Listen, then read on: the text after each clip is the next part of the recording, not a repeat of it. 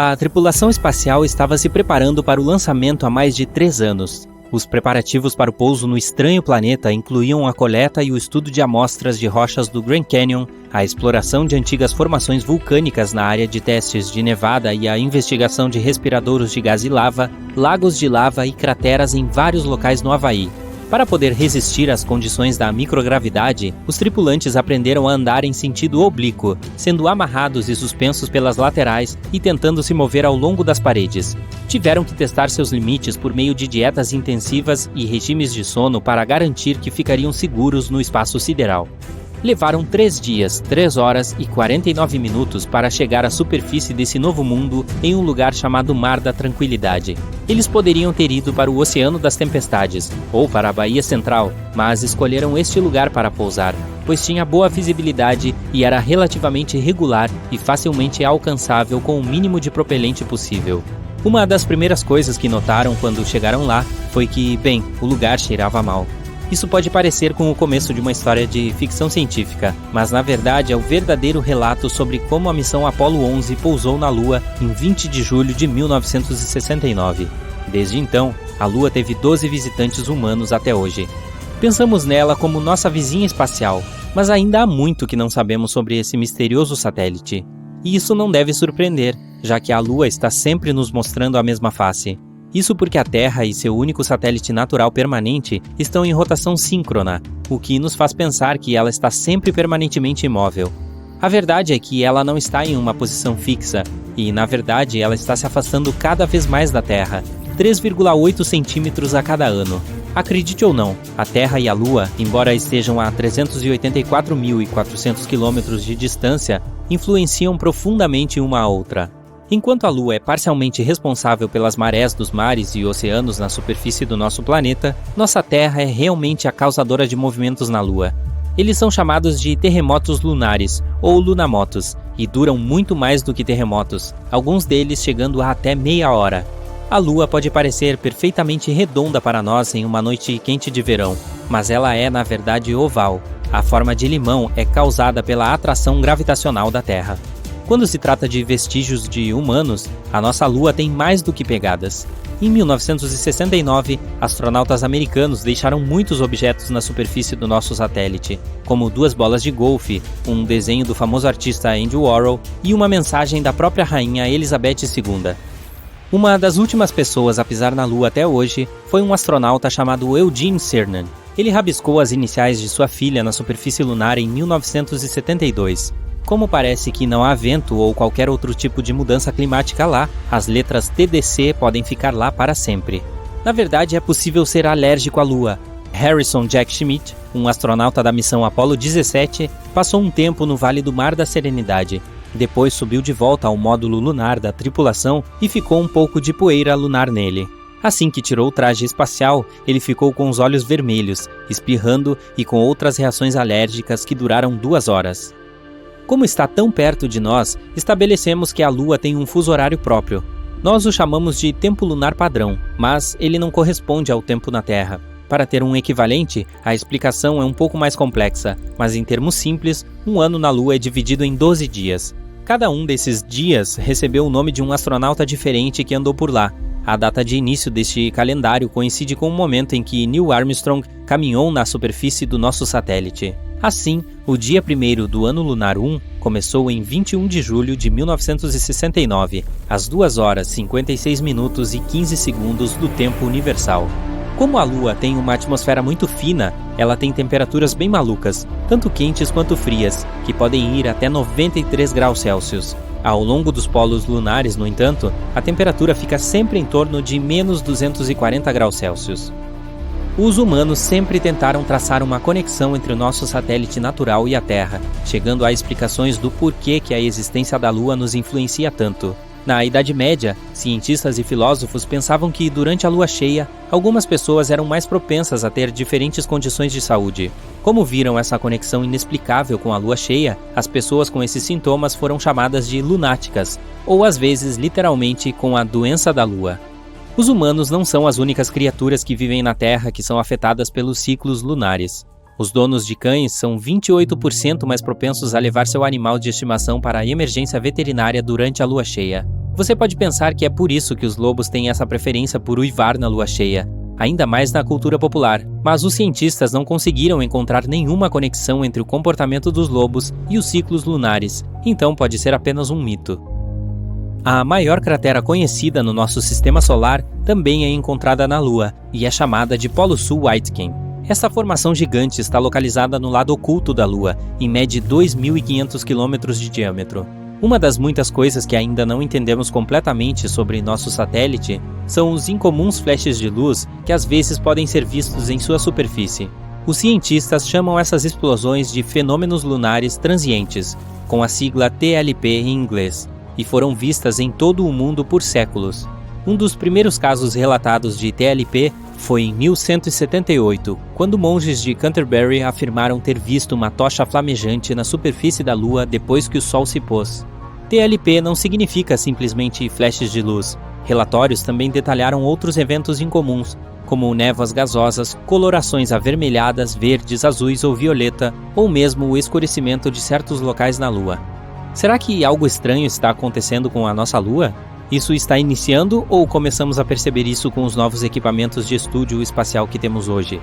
Existem muitas teorias diferentes que os cientistas desenvolveram tentando reunir o que pode estar causando esses eventos. Os flashes lunares incomuns podem ser causados por qualquer coisa, desde impactos meteóricos até atividade eletrostática. É difícil identificar a explicação para cada evento, pois a maioria desses episódios é lembrada por um único observador na Terra ou de um único local.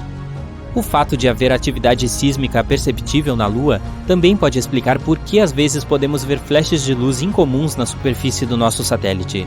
Quando a sua superfície se move, pode causar a erupção de diferentes gases refletores de luz, o que pode explicar os desenvolvimentos luminosos.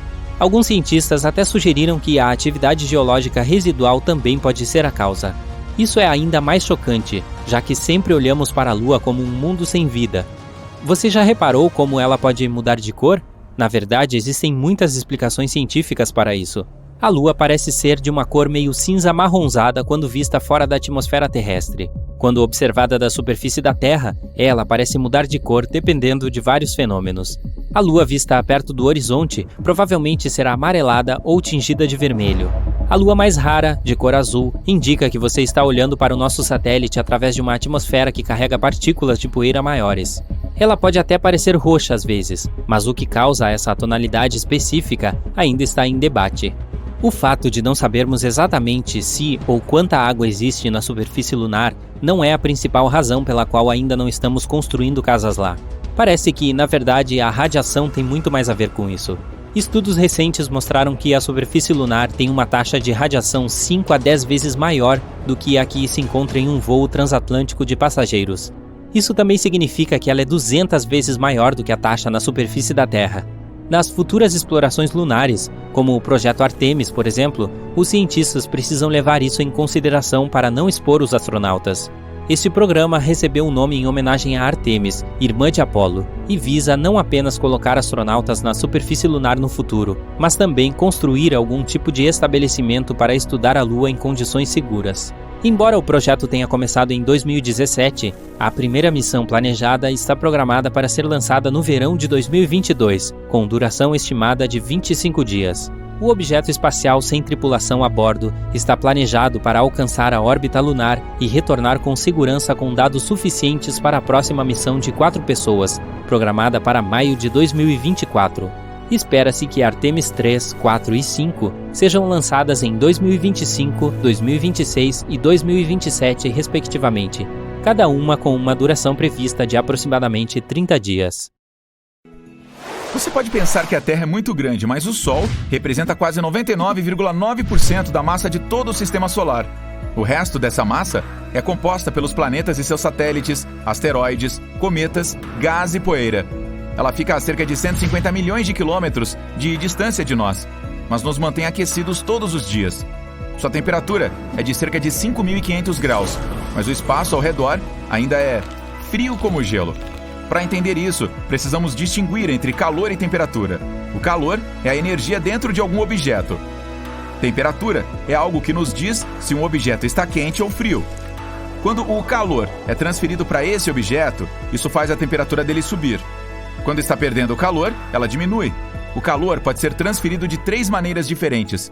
O Sol faz isso por meio da radiação, o que significa que está liberando calor na forma de luz.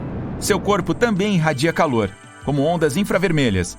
É por isso que as câmeras termográficas detectam que você está no ambiente mesmo à noite. Quanto mais quente o objeto, mais calor ele irá irradiar. A temperatura afeta apenas a matéria. Como o espaço é basicamente um vácuo, ele não tem partículas suficientes para que o calor seja transferido de outra forma que não seja por radiação. Quando o calor que vem do Sol chega a um objeto, os átomos começam a absorver energia. Mas ele não pode ser transferido, pois não há matéria no espaço. Esses átomos e moléculas raras, ali, irão absorver o calor e simplesmente permanecerão assim, enquanto o vácuo frio permanecerá frio. Há muita matéria dentro da atmosfera terrestre, então a energia do Sol pode ser transferida facilmente. Mas se você colocar o objeto fora da atmosfera da Terra sob a luz direta do Sol, ele acabará aquecido a 120 graus, porque é uma matéria feita de átomos e moléculas. A temperatura do vácuo é de menos 270 graus. Isso significa que, dependendo de onde estiver, você pode ser queimado ou congelado pelo espaço. O Sol não é de fato amarelo, ele emite luz em uma ampla gama de comprimentos de onda. Podemos dizer qual sua temperatura e cor pelo pico do seu espectro. Por exemplo, estrelas mais frias aparecerão vermelhas, enquanto as mais quentes serão azuis, com estrelas amarelas, cor de laranja e brancas entre elas. Quando se trata do Sol, o pico do espectro ocorre em um comprimento de onda que normalmente chamaríamos de verde, mas nossos olhos percebem isso de forma diferente.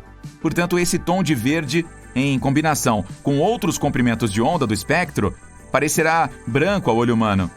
Geralmente vemos o Sol como amarelo porque nossa atmosfera espalha a luz azul com mais eficiência do que a vermelha.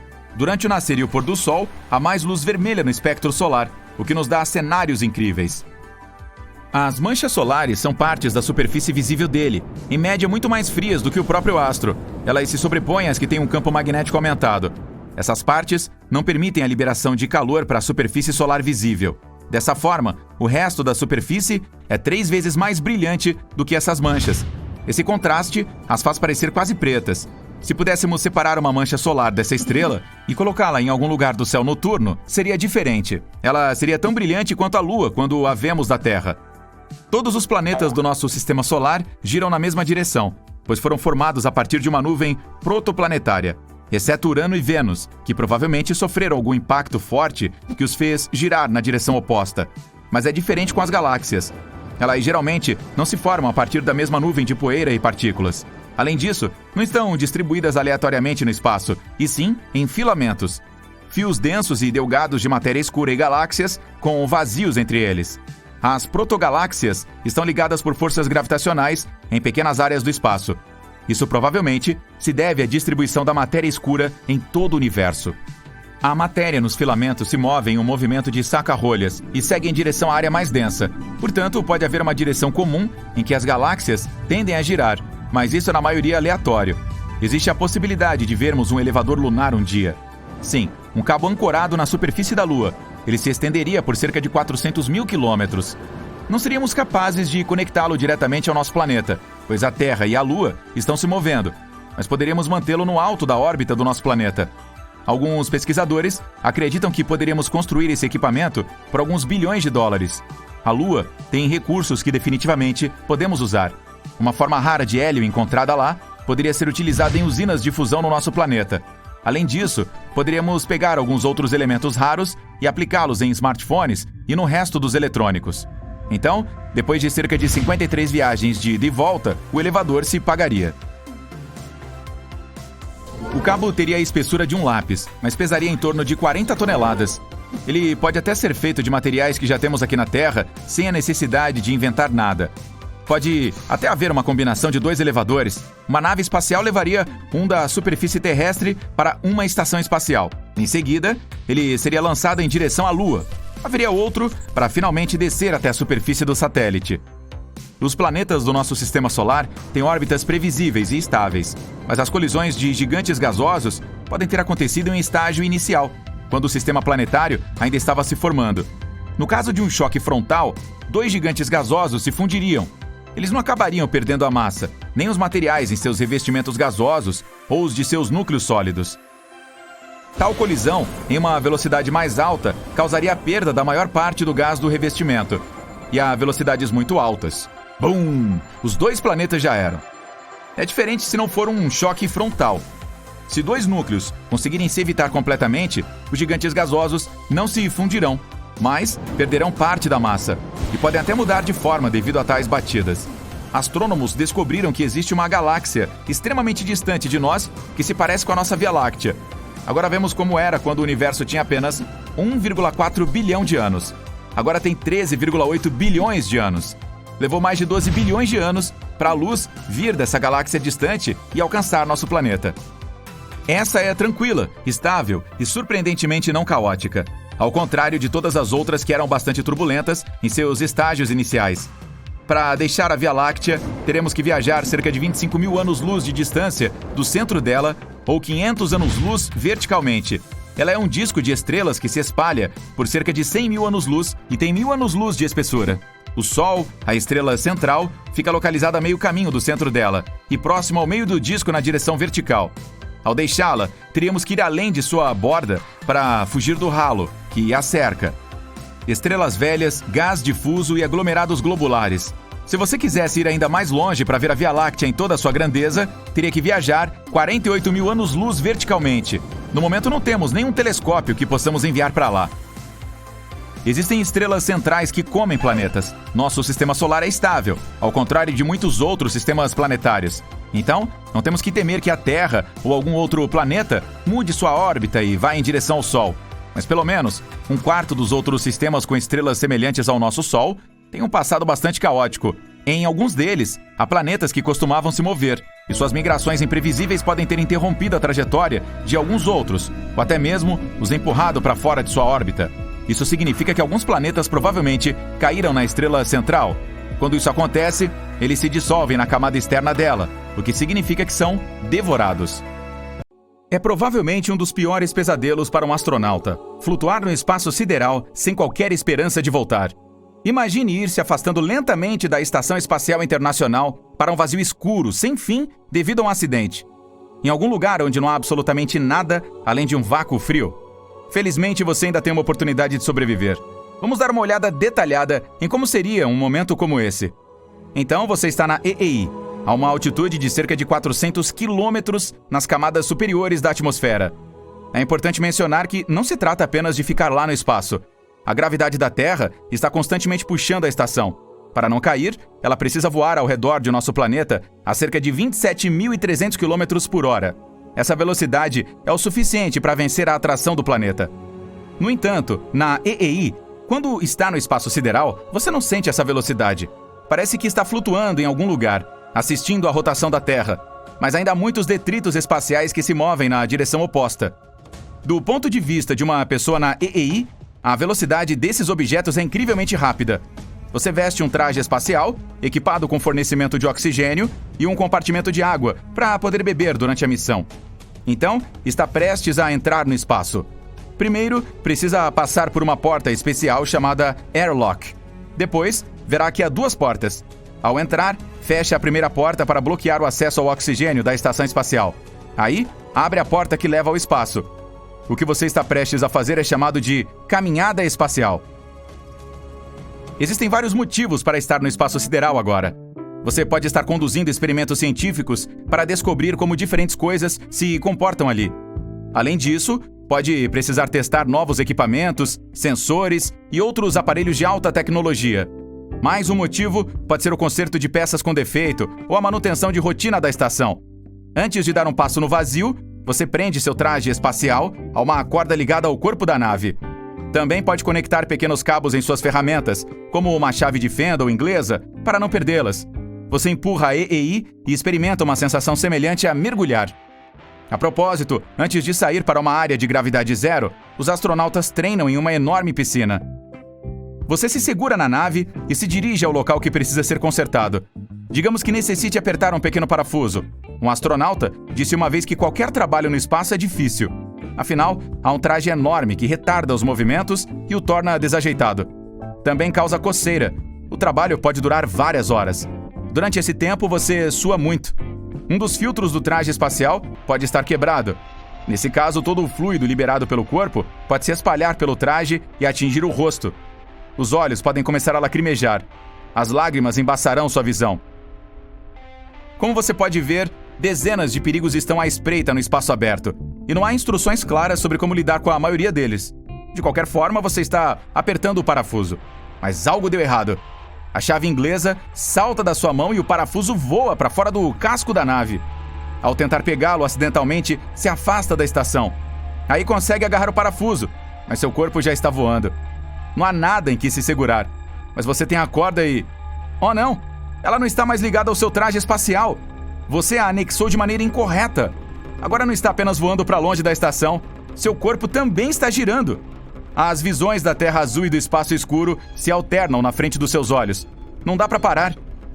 Felizmente, o cabo não é a única medida de segurança. Seu traje espacial está equipado com um Safer, uma mochila com combustível que funciona como um jetpack. Você ativa a mochila e ela nivela seu voo. Aí para de girar e se acalma um pouco. Agora já sabe exatamente onde está localizada a EEI. Em seguida, deve escolher a direção manualmente e voar até ela cuidadosamente. O Safer libera gás de pequenos tubos e isso o faz avançar. Usando o painel de controle do Safer, que se parece com um joystick, você pode mudar a direção na qual o gás é liberado. Dessa forma, controlará seu traje espacial. Certifique-se de que a estação esteja em sua linha de visão. Pressione o joystick para ativar os tubos, mas não tenha pressa. É preciso estabilizar seu movimento para frente. Pressionar o botão errado pode o fazer girar novamente, o que reduzirá suas chances de voltar. Cada astronauta passa muitas horas em um simulador de realidade virtual que os faz sentir como se estivessem no espaço sideral. Então você sabe como controlar o Safer. E está se aproximando da estação em um ritmo lento. Não acelere. Se fizer isso, deverá apontar os tubos na direção oposta para diminuir a velocidade. Se voar rápido demais, pode se chocar contra a nave e danificar o traje. Você finalmente chegou à EEI. Agora precisa se agarrar a ela e, em seguida, mover-se em direção à eclusa de ar. E se sente como se estivesse escalando uma montanha debaixo d'água. Aí, chega a eclusa. Ufa! Mas vamos voltar no tempo. Ao momento em que estava voando para longe da estação. Você tenta usar a mochila para nivelar seus movimentos. Está nervoso e não consegue se acalmar. Aí pressiona o joystick aleatoriamente e direciona caoticamente os tubos em diferentes direções. Alguns minutos se passam. Você não se aproximou da nave e o combustível no Safer acabou. Agora está ainda mais nervoso. Vamos voltar no tempo novamente. Você flutua para longe da EEI. Então usa o Safer e diminui a velocidade de rotação do seu corpo. Agora está de frente para ela. Se aproxima da nave com impulsos lentos, mas constantes. Tudo está indo bem, mas de repente percebe algum movimento. É um pequeno pedaço de metal de um antigo satélite. Ele bate no Safer e corta a mochila. O combustível começa a vazar. Você começa a girar novamente por causa do impacto, sem saber para que lado está se movendo. Tudo o que precisa fazer agora é respirar fundo e usar o combustível restante para parar. Pronto, agora está flutuando sem girar. Não há instruções e protocolos que o ajudem a sair dessa situação. Você está se movendo no espaço sideral e não pode controlar esse processo. Para retornar à EEI, precisa empurrar algo. Felizmente, tem tempo para pensar o que fazer. Seu traje espacial tem reservas de oxigênio que são suficientes para várias horas. Além disso, tem água. Dá para bebê-la através de um pequeno canudo de borracha preso na parte interna do anel de pescoço do capacete. Você é o primeiro ser humano da história nesta situação. Mas isso não significa que não haja chance de sobrevivência. Se pudesse jogar algo para o lado, isso o colocaria em movimento. Por exemplo, se tiver uma chave inglesa pesada, poderá tirá-la em direção oposta à EEI. Dessa forma, se lançaria em direção à estação. Mas, infelizmente, você não tem nada para arremessar. Seu Safer está quebrado e não dá para removê-lo sem a ajuda de outra pessoa. Você aprecia a bela vista da Terra e tenta respirar mais devagar possível para economizar oxigênio. Parece que não há mais chance. Mas, neste momento, outros astronautas o chamam pelo rádio. Eles conferem sua localização e vão salvá-lo. Sua colega está indo em sua direção. Ela está presa com segurança a 2 cabos longos e vai lhe dar um quando chegar. Usando o Safer, a astronauta voa em sua direção. Ela está muito perto. Finalmente, desacelera e agarra sua mão. Então solta um dos cabos do traje espacial dela e o prende ao seu. Com ele, você se aproxima da estação. Nesse momento, um parafuso enferrujado passa voando. O principal perigo é que os detritos espaciais rompam seu traje espacial e rasguem a corda. Você acelera e alcança a eclusa de descompressão. Então, abre a porta e mergulha para dentro. Uma das missões espaciais mais perigosas foi concluída. Teoricamente, existe outra maneira de salvá-lo. Uma espaçonave que entrega alimentos e suprimentos de ar para a EEI pode levá-lo de volta à estação. Mas isso é ainda mais difícil, pois requer um cálculo de rota muito preciso. Se algo der errado, a espaçonave pode chutá-lo. Neste caso, você voará em alta velocidade e pode viajar por várias horas até ficar sem oxigênio ou um pedaço de lixo espacial destruir seu traje. Felizmente, todos os astronautas são bem treinados e experientes o suficiente para evitar tais acidentes. Imagine voar dentro de uma espaçonave em uma nuvem de asteroides e em alta velocidade. Você desvia de mais outro e depois pisa fundo no acelerador, batendo contra um asteroide em alta velocidade de propósito. Isso é exatamente o que a NASA planeja fazer em um futuro próximo. A missão inteira começou na base da Força Espacial de Vandenberg, na Califórnia, no dia 24 de novembro deste ano. Agora vamos acompanhar como foi o lançamento passo a passo. O foguete auxiliar Falcon 9 já está na plataforma de lançamento. Ele tem a altura de um prédio de 22 andares ou 11 girafas e consegue levar cerca de 8 toneladas de carga para dentro da órbita. Então daria para transportar um elefante grande para o espaço e a comida dele também. Contagem regressiva. 3, 2, 1, ignição! Há nuvens de fumaça por toda parte e o foguete começa a ganhar altitude. 9 motores estão trabalhando com capacidade máxima para acelerar o foguete. Em seu pico, ele alcança a velocidade 10 vezes maior que a do som. Aí os motores do foguete param e o primeiro estágio dele se desprende para voltar para a Terra. Poucos segundos depois, o segundo estágio recebe o comando de ignição. Isso aciona um único motor, impulsionando o foguete para mais alto, rumo à órbita. Então, a cápsula de carga se abre e libera a espaçonave DART, sigla para Double Asteroid Redirection Test, ou Teste de Redirecionamento de Asteroide Duplo em português. Assim que é lançada, a espaçonave libera 2 painéis solares gigantes, que converterão a energia solar em elétrica, com o objetivo de abastecer um revolucionário motor movido a íons. Os motores convencionais criam propulsão queimando toneladas de combustível e o ejetando para fora. O foguete em si essencialmente empurra os gases emitidos. O motor a íon não queima combustível. Ele usa um forte campo elétrico para acelerar o gás ionizado. Assim como os foguetes convencionais, ejeta esse gás e cria propulsão ao repeli-lo. E, apesar de produzir menos propulsão, consegue acelerar a espaçonave em velocidades mais altas. Os motores do foguete convencional têm um excelente desempenho. Poderíamos pisar fundo, queimando um monte de combustível, enquanto o movido a íon acelera aos poucos. Mas quando o convencional precisar fazer uma parada para reabastecer, a espaçonave a íon irá disparar à frente dele em velocidades insanas. Então, a DART começa sua jornada de anos. Para se ter uma ideia, uma viagem para Marte levaria cerca de 7 meses. Vamos adiantar 1 ano e... pronto, chegamos! Este é o asteroide Didymos. O ponto mais longínquo de sua órbita fica a 2 unidades astronômicas da nossa estrela. Isso dá 2 distâncias entre a Terra e o Sol. Nesse ponto, o Sol começa a puxar o asteroide para trás, que aí parte para o ponto mais próximo da estrela, uma distância da Terra ao Sol. Ou seja, sua órbita fica muito próxima do nosso planeta. O Didymos fez sua maior aproximação da Terra a uma distância de cerca de 7,8 milhões de quilômetros, 20 vezes mais longe que a órbita da Lua. Ele levaria 770 dias para completar uma revolução, volta ao redor do Sol. Então não é considerado perigoso, mas no futuro se aproximará ainda mais da Terra. E as consequências dessa colisão seriam catastróficas, considerando o tamanho dele.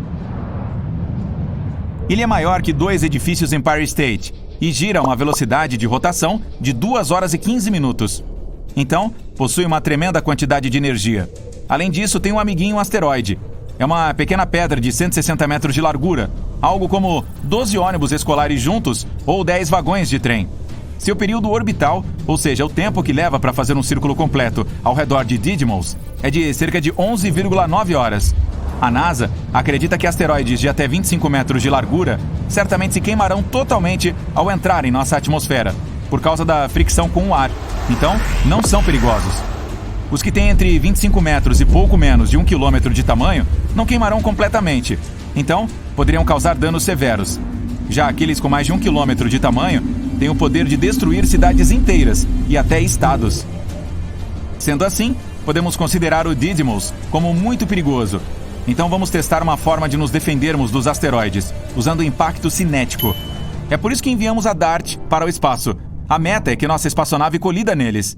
Ela já está se movendo em direção a eles, a 6,5 km por segundo. Nessa velocidade, uma viagem de Nova York a Washington levaria menos de 1 minuto. E cruzar os Estados Unidos de costa a costa demoraria cerca de 10 minutos. O DART está chegando perto. 3 segundos para o impacto. 2, 1. Bum! A espaçonave bate contra o asteroide em alta velocidade. O que você acha que vai acontecer? Ele explode e é reduzido a pedaços? Ou é impulsionado para fora do espaço, como se fosse uma bola de sinuca? Bem, os cientistas acreditam que essa colisão vai reduzir a velocidade desse pequeno objeto espacial em uma fração de porcentagem, mas ainda será suficiente para reduzir seu período orbital em alguns minutos. Aí, nossos telescópios na Terra conseguirão estudar os efeitos da colisão com mais detalhes. E para aprendermos ainda mais, vamos enviar outra espaçonave para Didymos em outra missão. Esta é a Hera, que será lançada em 2024 e tem chegada prevista para 2027. Ela carregará um monte de equipamentos de pesquisa para avaliar os danos que a colisão com a DART causou ao objeto. Quando chegar lá, vai tirar o máximo possível de fotos do pequeno asteroide, incluindo uma nova cratera de impacto. A Hera também estará carregando 2 CubeSats, que são miniaturas de sondas espaciais, menores que uma caixa de sapatos. Ela lançará esses mini-satélites que se aproximarão ainda mais do asteroide e o estudarão por 3 a 6 meses. E no fim da missão, um deles tentará aterrissar na superfície da rocha para aprendermos ainda mais sobre sua composição e estrutura interna.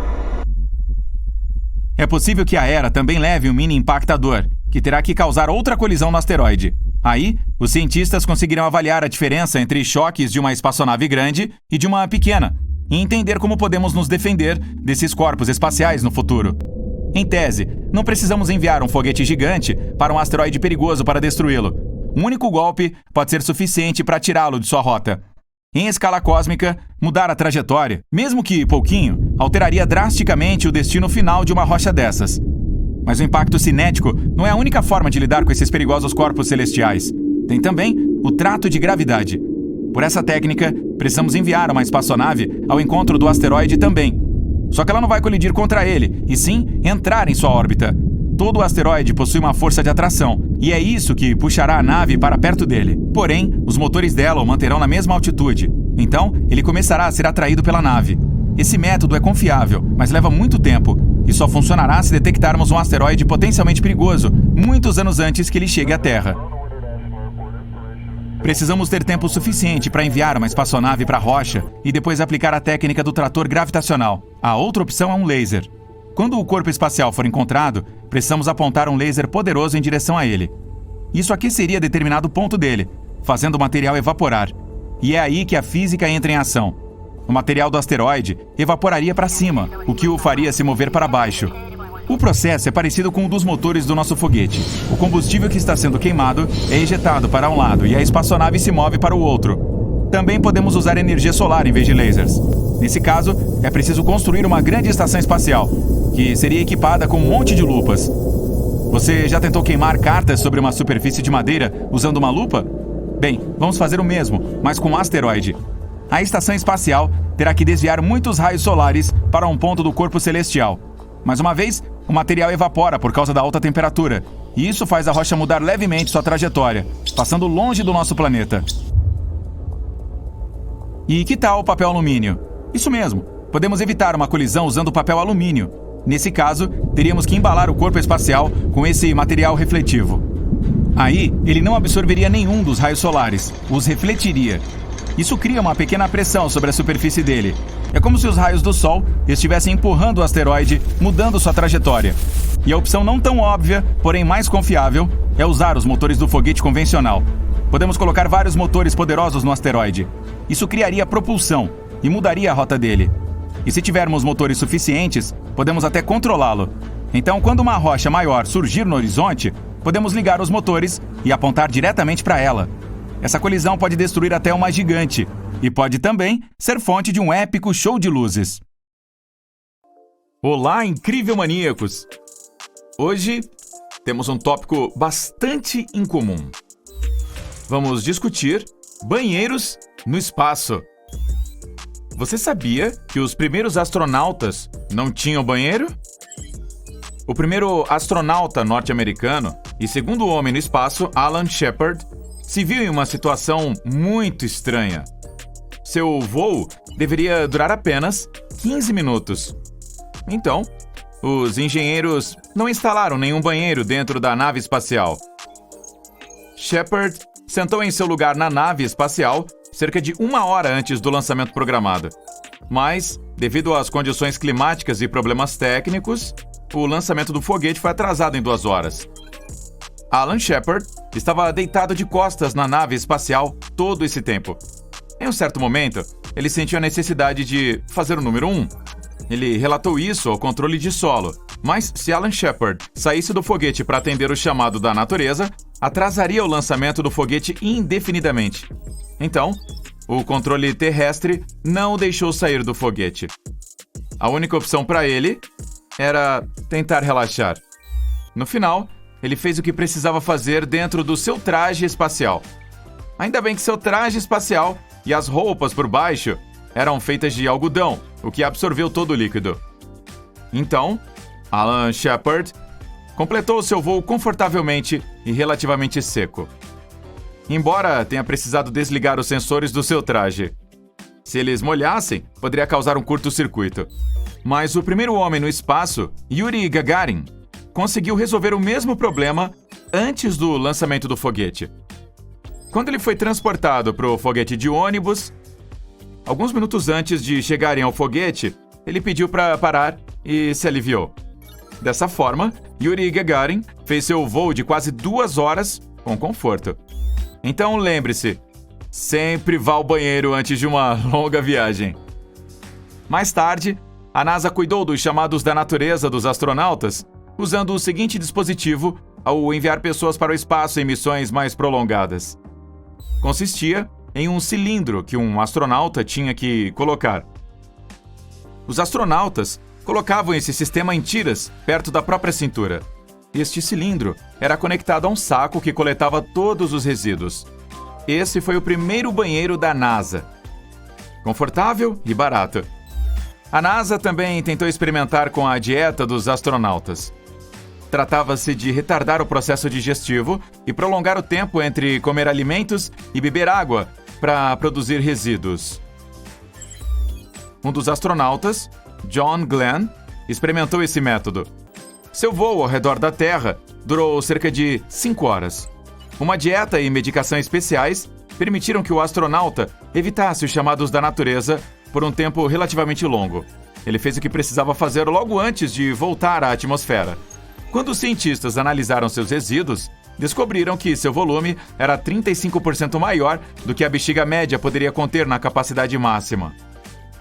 Mas o astronauta não tinha queixas sobre sua condição e diz que o voo tinha sido confortável.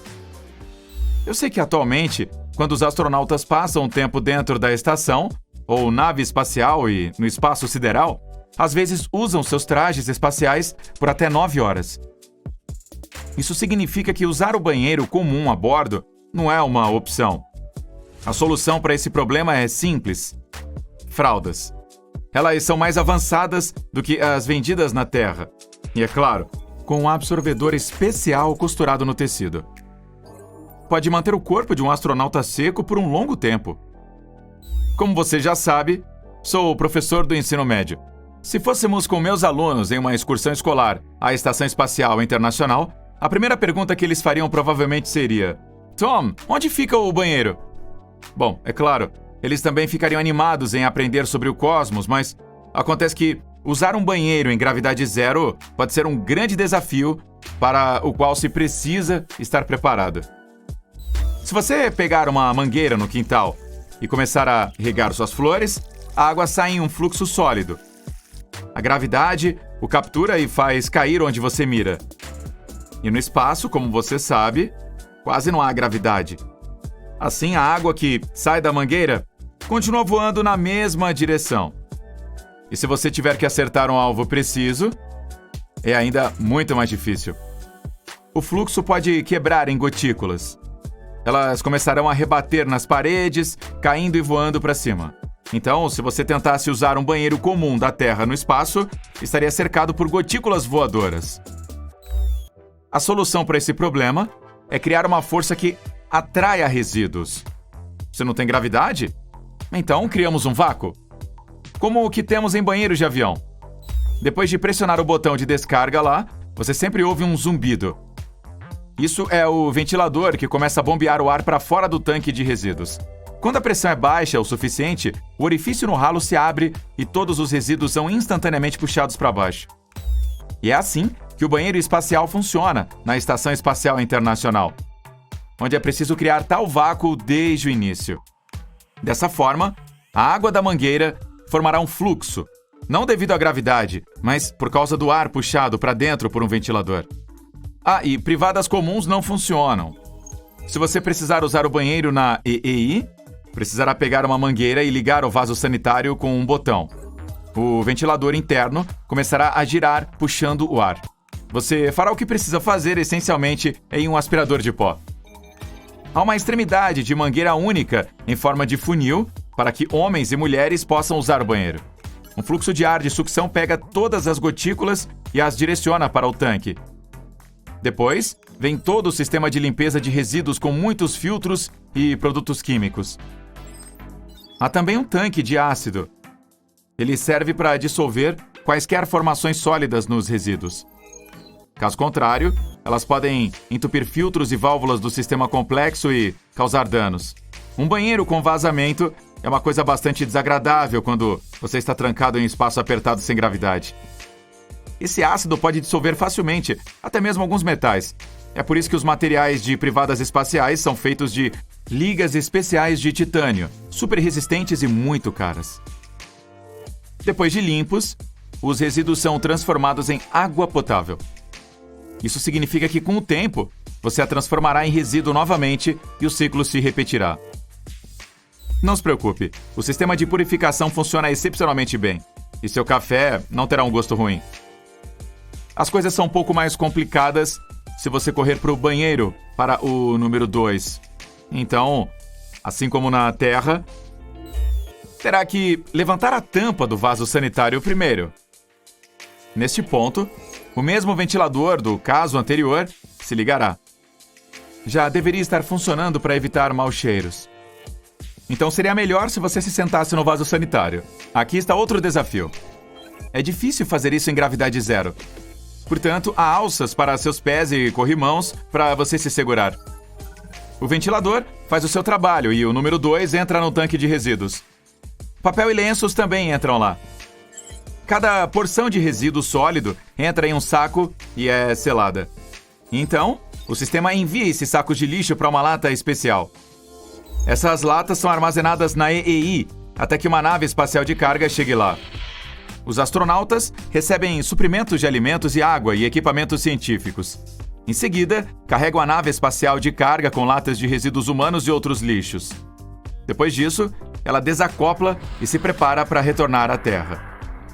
Mas como as naves espaciais de carga queimam completamente devido ao atrito contra o ar na atmosfera superior, todos os resíduos são descartados antes de atingir a superfície do planeta. Outra opção que os astronautas têm é jogar as latas com resíduos diretamente no espaço aberto. A gravidade da Terra eventualmente atrai os contêineres, e eles também queimam na atmosfera. Atualmente, a NASA está desenvolvendo um sistema capaz de reciclar resíduos fecais em água. Afinal, a água é um recurso precioso na Estação Espacial Internacional. Então, este banheiro espacial, que é uma coisinha do tamanho de uma scooter, custa cerca de 23 milhões de dólares. Isso inclui fabricação e uma dúzia de anos de desenvolvimento. E esse preço não inclui entregá-lo à EEI. Por esse dinheiro, você poderia comprar um Bugatti Veyron, o carro mais caro do mundo, ou algo parecido. Ou um jato particular, por exemplo. Ou você pode se tornar proprietário de uma ilha. Dá pra comprar até mais de uma com essa grana, mas ok, vamos voltar ao espaço. A jornada começa na plataforma de lançamento. O foguete que mais tarde entregará a carga à EEI é montado. Ignição! Os motores de foguete ligam. Eles queimam centenas de quilos de combustível a cada segundo. O foguete sobe. E quando todo o combustível é queimado, o primeiro estágio se desencaixa. Ele retorna à Terra e faz um pouso suave. O foguete auxiliar pode ser usado novamente após o reabastecimento. Uma vez que o auxiliar é desencaixado, o segundo estágio do foguete dispara os motores. Mais combustível é queimado para que o foguete possa atingir a altitude da EEI de cerca de 400 km acima do nível do mar. Uma vez em órbita, a nave espacial de carga se atraca à EEI. Voilá! O banheiro espacial é entregue. Mas custa cerca de 50 milhões de dólares lançar um foguete auxiliar como o Falcon 9. Também planejamos enviar pessoas para Marte. A viagem levará cerca de 7 meses. Então, provavelmente, devemos criar um banheiro confortável para os astronautas. O design dos banheiros de 23 milhões de dólares deve ser melhorado. Vamos desejar que os engenheiros o tornem menor e mais leve. Assim, usará menos espaço e economizará mais combustível. Obrigado por assistir hoje, Incrível Maníacos. E lembrem-se, vamos aprender algo novo todos os dias junto com o Incrível. Todos a bordo! Este é o Cruzeiro Intergaláctico. O destino na sua passagem é um passeio pelo grupo local de galáxias, formado pelas galáxias Grande e Pequena de Magalhães, a nebulosa de Órion, as galáxias de Andrômeda e do Triângulo, e algumas surpresas no meio. Passagens, por favor? Esteja ciente de que você pode sentir uma leve sensação de formigamento à medida que avançamos para o hiperespaço. A nave e tudo que há nela está passando por uma mudança de fase dimensional. Não é nada com o que se preocupar, o formigamento passa rapidamente. Passageiros, à medida que seguimos em direção à latitude galáctica de 180 graus norte, como os terráqueos estão acostumados a chamá-lo, nosso primeiro item principal de interesse será uma intensa região de formação estelar conhecida como M42, a nebulosa de Órion. Mas primeiro, uma surpresa incrível do capitão que não está no itinerário anunciado. A nebulosa Cabeça de Cavalo. Está passando a bom bordo. Segura, peão! Sua designação é M43. A estrela recém-nascida no topo da Cabeça de Cavalo tem um forte vento solar que está deformando a nuvem nebulosa. Dê uma boa olhada agora, porque em alguns milhares de anos, esses gases serão completamente soprados pela nebulosa estrelada que fez o nosso Sol. Sim, já se foi há muito tempo, exceto pelos gases nebulares capturados por Júpiter, Saturno, Urano e Netuno. Ok, agora, uma das nossas exploradoras juniores faz uma pergunta. O que é o M em M42 e M43? Bom, o M significa Messier, pronunciado Messier e não Messier. Charles Messier, para ser mais precisa, foi um astrônomo francês do século XVIII. Ele publicou um catálogo de 110 objetos difusos vistos através de um telescópio antigo. A nebulosa Cabeça de Cavalo está no 43º lugar em sua lista. Veremos mais M's na nossa jornada. Atenção, estamos chegando à nebulosa de Órion. Os gases na nebulosa podem parecer menos coloridos do que você espera. Isso ocorre porque estamos acostumados a ver fotos telescópicas de longa exposição e fotos aprimoradas projetadas para destacar os diferentes gases na nebulosa. Posso sugerir o uso dos óculos coloridos que acompanham seu pacote de boas-vindas se você quiser intensificar a sua experiência. Vamos lá! Ainda bem que estamos no hiperespaço. À medida que nos aproximamos do aglomerado estelar do trapézio no centro, a estrela brilhante Theta C envia um vento solar a 8 milhões de quilômetros por hora. Ele esculpe toda a nuvem de gás de poeira, criando ondas de choque que comprimem estrelas próximas. Theta C é uma mega estrela 200 mil vezes mais brilhante que o Sol. Vai ser uma supernova em cerca de 1 milhão de anos. Oxigênio, hidrogênio e enxofre brilham em estados ionizados como uma lâmpada fluorescente. Oxigênio azul, hidrogênio vermelho e um pouco verde, enxofre e poeira brilham como amarelo-laranja. À medida que saímos da nebulosa de Órion e nos elevamos acima do plano galáctico, os braços espirais da Via Láctea são visíveis. O nosso Sol, que você não pode distinguir dessa altura acima da galáxia, está no braço de Órion, que fica entre a parte externa do braço de Perseus e a parte interna do braço de Sagitário. Perceba que o centro da Via Láctea contém uma barra magnética brilhante que desempenha um papel essencial na formação estelar. Mais de 70% das galáxias próximas incluem barras magnéticas. É um sinal de uma galáxia madura. Apenas 20% das galáxias distantes contêm barras magnéticas em seus núcleos. O que me lembra, passageiros, que o bar de sucos está aberto agora. O nosso servidor H1 atenderá aos seus pedidos. Essa é a galáxia de Andrômeda, muito a bom bordo. Mas permita-me chamar sua atenção para as muitas galáxias anãs, mais de 40 delas, que povoam nossa vizinhança galáctica. Estamos indo para uma delas agora, a Grande Nuvem de Magalhães, LMC para astrônomos. É uma galáxia satélite anã irregular da Via Láctea, contendo cerca de 30 bilhões de estrelas, com uma região dinâmica de formação estelar chamada de Nebulosa da Tarântula, pela qual cruzaremos em breve. Obviamente, se tem a Grande Nuvem de Magalhães, deve ter a Pequena Nuvem de Magalhães, SMC. Lá está ela, abaixo e à esquerda da LMC. A Via Láctea acabará ingerindo ambas as galáxias anãs. Alguns preferem a palavra agregar, mas o resultado é o mesmo. Se você usar seus óculos coloridos novamente, poderá ver que a LMC retirou uma quantidade enorme de gás da SMC, pois elas interagiram gravitacionalmente ao longo de milhões de anos. Ei, eu sei tudo sobre gás. Estamos saindo da Via Láctea a uma distância de cerca de 50 kParsecs, ou seja, 50 mil parsecs, ou cerca de 163 mil anos-luz. Mas o que é um parsec? Um parsec tem cerca de 3,26 anos-luz. Um ano-luz tem cerca de 9,46 trilhões de quilômetros. A palavra parsec é uma combinação de duas palavras, paralaxe e segundo em inglês. Paralaxe é a mudança que um objeto parece fazer quando visto de duas perspectivas diferentes. Olhando para um objeto com o olho esquerdo e depois com o direito, você verá o objeto parecer mudar de paralaxe.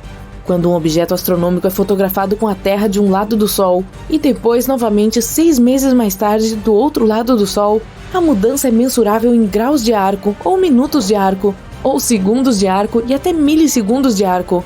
Isso é um parsec, uma paralaxe de 1 segundo de arco, que acaba sendo cerca de 3,26 anos-luz. Ei, quem falou em Joana d'Arc? É assim que se medem distâncias na França. Como não dá para medir um ano-luz com uma régua ou uma fita métrica, os parsecs são a maneira científica de dizer a distância até uma estrela ou objeto intragaláctico. Quanto maior a paralaxe, mais próximo o objeto está. Quanto menor, mais longe ele está. Logo à frente, no coração da nebulosa da Tarântula, está o aglomerado estelar R136. A uma distância de 1 ano-luz, há mais de 40 estrelas, cada uma com uma massa mais de 50 vezes maior que a do Sol. Comparativamente, não há uma única outra estrela dentro de 4 anos-luz da nossa estrela natal, o Sol, e isso é uma coisa boa. Você pode ver a supernova 1987A mais ou menos à posição de 2 horas no relógio. Uma estrela gigante azul, 100 mil vezes mais brilhante que o Sol. Ela passou por uma implosão central, resultando em uma supernova tipo 2, 100 milhões de vezes mais brilhante que o Sol. Deixou para trás uma estrela de nêutrons coberta por poeira, gás e uma exibição de fogos de artifício extremamente espetacular. 1987A, na Grande Nuvem de Magalhães, é a supernova mais próxima da Terra desde 1604, que aconteceu na Via Láctea a cerca de 20 mil anos-luz da Terra. Ficou visível durante o dia por cerca de 2 semanas. Depois que a 1987A virou uma supernova, e porque era uma estrela gigante azul, aumentou a especulação de que a estrela gigante azul Rigel, a estrela pé da constelação de Órion, poderia se tornar uma supernova em um futuro não muito distante, ou até já se tornou uma. Rigel está a aproximadamente 860 anos-luz da Terra, então qualquer coisa que acontecesse com Rigel levaria cerca de 860 anos antes de ser percebida na Terra. A supernova 1987A ejetou elementos pesados como cobalto, níquel, ferro e silicatos mais leves para a nebulosa da Tarântula, onde formarão os blocos básicos de construção de estrelas e planetas. O nosso garçom agora está oferecendo lanches com temas espaciais. Posso recomendar os sopros de algodão doce de Júpiter para as crianças a bordo? Lembre-se, eu sei tudo sobre gás. A próxima parada é a galáxia de Andrômeda e arredores. Observe o seu halo enquanto deixamos a Via Láctea e seus 300 bilhões de estrelas para trás. Até 150 aglomerados globulares residem no halo galáctico. Eles orbitam para baixo e através do disco galáctico e contêm algumas das estrelas mais antigas do universo. Como eles chegaram aqui em nossa galáxia natal é uma questão de intenso estudo. Você notará NGC 6822, uma galáxia anã irregular a este bordo. NGC significa Novo Catálogo Geral de Objetos Astronômicos. Você pensaria que existe algo como um catálogo geral antigo, mas não existe, é apenas um novo catálogo. No entanto, existe um novo catálogo geral revisado, ao qual os astrônomos se referem regularmente. À medida que passamos pela NGC 6822, você notará uma barra magnética começando a se formar. e manchas brilhantes de nova formação estelar. Essa galáxia foi descoberta em 1884 por E. Barnard e também é chamada de Galáxia de Barnard. O Sr. Barnard era um observador astronômico e tanto. Ele tem uma cratera na Lua chamada em sua homenagem, uma em Marte, uma área na Lua Ganímedes de Júpiter, um planeta menor, número 819 Barnardiana, e a estrela com o movimento mais rápido pelo céu, a Estrela de Barnard. Poucas pessoas têm seu nome estampado pelo espaço, tanto quanto Edward Emerson Barnard. E nos aproximando da gigante galáxia de Andrômeda com seus trilhões de estrelas, contornaremos acima de sua borda ocidental e visitaremos uma das enormes galáxias anãs companheiras da galáxia, M110 ou NGC 205. Sim, também tem duas designações. Escolha a que você prefere. A primeira do seu tipo, uma galáxia esferoidal anã de cerca de 3 bilhões e meio de massas solares, a M110 ou NGC 205 se desejar, tem 8 aglomerados globulares perto do seu núcleo. Também será engolida ou agregada, se preferir, pela galáxia de Andrômeda. Pode já ter tido grande parte das suas estrelas e gás removidos, algo provável devido à falta geral de formação estelar na M110. Todo mundo já está se divertindo? E agora, nossa parada final. A M33, a galáxia do Triângulo, a terceira e última galáxia espiral do nosso grupo local. Localizada na pequena constelação de Triângulo, a M33 tem cerca de metade do tamanho da Via Láctea. A galáxia do Triângulo está a 2,7 milhões de anos-luz da Terra, mas está muito mais próxima da galáxia de Andrômeda e se movendo em direção a ela. Se as duas galáxias espirais colidirem, esse evento pode alterar o curso da galáxia de Andrômeda e evitar a colisão prevista com a Via Láctea. Vamos esperar que sim. Agora, uma mensagem importante. Serviremos o jantar em nossa viagem de volta à Terra. Você pode escolher entre frango ou peixe. Esperamos que tenha gostado da viagem. Hey, se você preencher a nossa pesquisa e nos der 5 estrelas, também pode ganhar uma sobremesa. Dizem que em algum lugar por aí existe uma caneta que pode funcionar em gravidade zero, em temperaturas extremas e até debaixo d'água. Dizem que essa caneta pode escrever em praticamente qualquer superfície e funciona até mesmo de cabeça para baixo ou quando a temperatura no seu entorno está a 300 graus Celsius.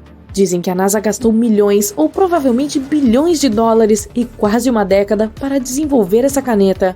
O problema com canetas esferográficas no espaço é que elas não funcionam nas condições de ausência de peso. Tinta não consegue fluir para a bola normalmente, já que a gravidade não a afeta. Em vez disso, se cria pressão no reservatório de tinta e as canetas começam a vazar. Algum tempo atrás, a NASA usava lápis, mas lápis de madeira eram considerados um risco de incêndio na maioria das naves espaciais. Tudo porque naquele momento, a atmosfera dentro das naves era 100% de oxigênio. A necessidade de uma super caneta era óbvia. Mas pouco importa os rumores, a NASA não criou tal caneta, gastando uma fortuna na pesquisa. Seu desenvolvimento foi patrocinado por Paul C. Fisher, da Fisher Pen Company, com sede em Chicago. Ele gastou mais de $1 milhão e quase 10 anos para fazer um cartucho de tinta pressurizada. Era para permitir que as canetas espaciais funcionassem em gravidade zero e outras condições extremas.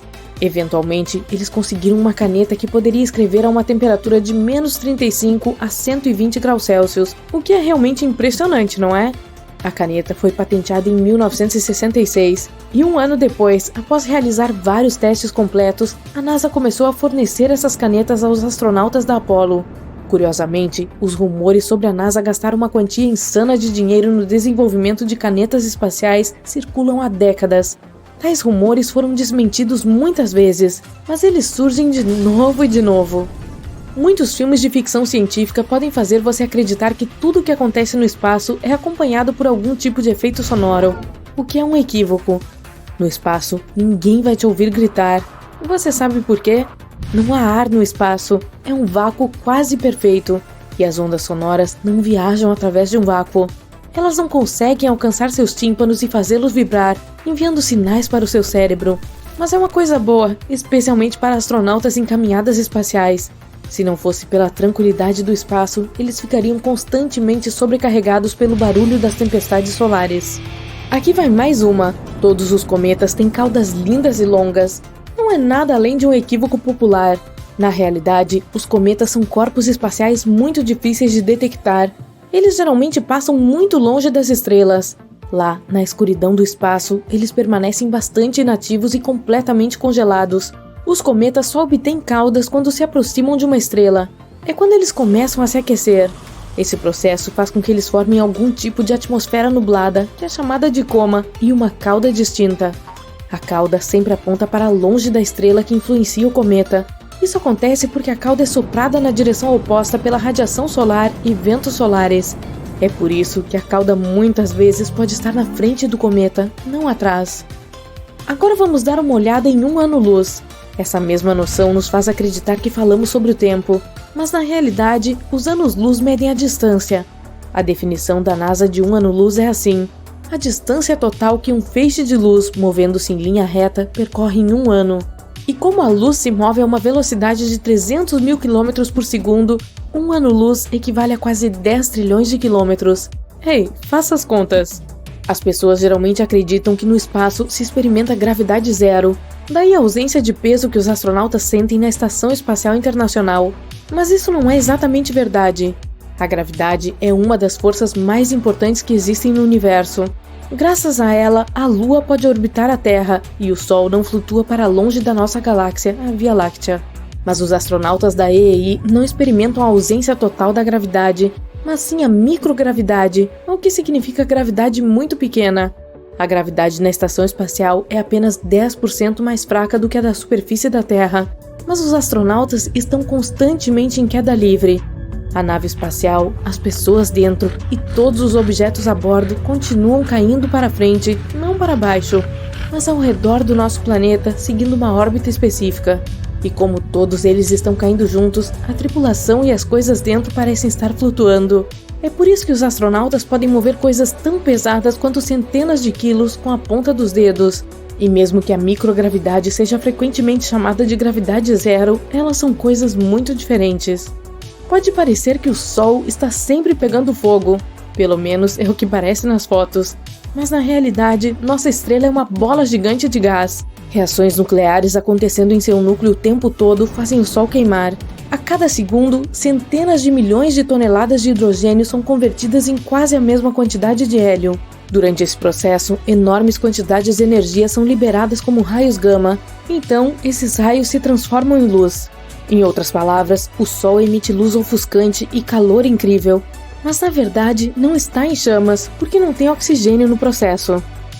Um ser humano pode explodir se entrar no espaço sem um traje espacial. Bom, ao contrário da crença popular, tirar um traje espacial durante uma caminhada espacial não será tão dramático quanto é frequentemente retratado em filmes. Uma pessoa simplesmente perderá a consciência devido à falta de oxigênio após 15 segundos de estar no espaço sideral sem proteção. Antes que isso aconteça, a pessoa deve expirar o máximo de ar possível. Caso contrário, esse oxigênio danificará seus pulmões por dentro. Então, sem a proteção do traje espacial, que é como uma mini nave espacial, a pressão dentro do corpo diminuirá. Isso causará problemas ainda mais sérios. E mesmo que essa pessoa definitivamente não exploda, ela não vai querer ficar do lado de fora por muito tempo. Os buracos negros são aspiradores cósmicos gigantes e assustadores. É o que dizem por aí. Mas na realidade, buracos negros são mais como Dioneias, aquela planta que come moscas. Eles não procuram coisas para engolir. Em vez disso, ficam parados, passivamente. Somente quando uma estrela chega muito perto é que um buraco negro entra em ação. Mesmo assim, apenas os objetos espaciais que cruzam uma determinada borda são destruídos. Se o Sol fosse subitamente substituído por um buraco negro, a órbita da Terra não mudaria. Ao mesmo tempo, a temperatura da Terra seria diferente, não haveria vento solar, e nenhuma tempestade magnética criada pelo Sol afetaria nosso planeta. E digamos que o buraco negro que substituiu o Sol tivesse a mesma massa da nossa estrela. Então, de acordo com as leis da física, a Terra teria que chegar muito perto para ser puxada para esse buraco negro. O mito do lado escuro da Lua foi desmascarado há mais de 50 anos, e ainda assim, nem todo mundo sabe que esse lado escuro é simplesmente a parte do satélite natural da Terra que fica longe do nosso planeta. De forma alguma é mais escuro do que qualquer outra região da Lua. E a luz solar cai igualmente em todos os lados do satélite. Só parece escuro porque nunca podemos ver esse lado da Lua a partir da Terra. Tudo por causa do fenômeno conhecido como rotação sincronizada. Ao longo de bilhões de anos, vou falar isso novamente. bilhões de anos. A conexão gravitacional entre nosso planeta e seu satélite natural mudou as suas órbitas. A velocidade com que eles se movem também se tornou diferente. E como a Terra é muito maior que a Lua, a rotação do satélite estava diminuindo gradualmente, até que em um ponto atingiu o ponto de equilíbrio. E agora, a Lua leva o mesmo tempo para fazer uma rotação completa em torno de seu eixo e orbitar totalmente em torno da Terra. Você pode ter ouvido pessoas se referindo a Vênus como o gêmeo da Terra. É verdade que ambos os planetas são quase do mesmo tamanho. Eles têm massa e composição semelhantes. A gravidade superficial em Vênus é 91% a da Terra. Então, se o seu peso fosse de 45 kg em nosso planeta, em Vênus você pesaria 40 kg. E ainda assim, chamar esses planetas de gêmeos é um exagero. A atmosfera em Vênus é 100 vezes mais espessa do que a da Terra. Além disso, a temperatura superficial lá é incrivelmente alta, até 455 graus Celsius. Isso é quente o suficiente para derreter chumbo ou queimar a sua pizza. Vênus não tem oceanos aquáticos ou formas de vida. Também gira para trás em comparação com todos os outros planetas do Sistema Solar, incluindo a Terra. A propósito, outro mito afirma que Mercúrio é o planeta mais quente do Sistema Solar. Afinal, é o planeta mais próximo do Sol. Mas Vênus é realmente o mais quente. Asteroides atingem a Terra com muito mais frequência do que as pessoas tendem a acreditar. Mas a maioria dessas colisões não são eventos de extinção que mudam a história. A maioria deles passa completamente despercebida. Grande parte dos asteroides que se aproximam do nosso planeta é qualificada como pequenos objetos próximos da Terra. Eles geralmente queimam na atmosfera da Terra antes mesmo de terem a chance de acabar com a vida da superfície do planeta. Não que eles sejam grandes o suficiente para fazer isso. E ainda assim, cerca de 40 a 80 toneladas de detritos espaciais caem na Terra todos os anos. A maior parte desses detritos é de pequenos asteroides, também chamados de bólides. Eles geralmente não têm mais de 20 metros de diâmetro. Isso é pequeno? Sim, é o que diz aqui. Tudo bem. Na infância, você foi ensinado a não brincar com comida? Aparentemente, esses astronautas não foram. Cubos flutuantes de gelatina voando por toda a cabine enquanto estiver em gravidade zero são muito divertidos. Mas também é um sinal de um problema em potencial chamado euforia espacial. Ninguém nunca considerou que a felicidade extrema no espaço poderia se tornar um problema grave, mas pode ser, e isso não é brincadeira. Por muitos anos, a euforia espacial passou despercebida, embora estivesse sempre presente, por toda parte, para todos verem. Quando o astronauta Alan Shepard, da Apollo 14, contrabandeou bolas de golfe para a Lua e tentou criar uma pequena lua para a Lua, tentando lançar uma bola de golfe em órbita ao redor do satélite da Terra, todos acharam que era engraçado. O astronauta Charles Duke, da Apollo 16, achou engraçado tentar competir com os atletas olímpicos de 1972 de volta à Terra. Ele tentou superar os saltos dos atletas olímpicos se beneficiando de 1/6 de gravidade na Lua. Duke pulou tão alto que girou de costas e caiu em cima do sistema de suporte de vida em sua mochila. Poderia ter sido uma queda fatal se a bolsa tivesse estourado. O comandante de Duke, John Young, disse: "Isso não tem graça." E com razão. No entanto, quando os astronautas da Apollo 17 começaram a dançar e cantar músicas infantis enquanto coletavam amostras de rochas, todos ainda acharam fofo.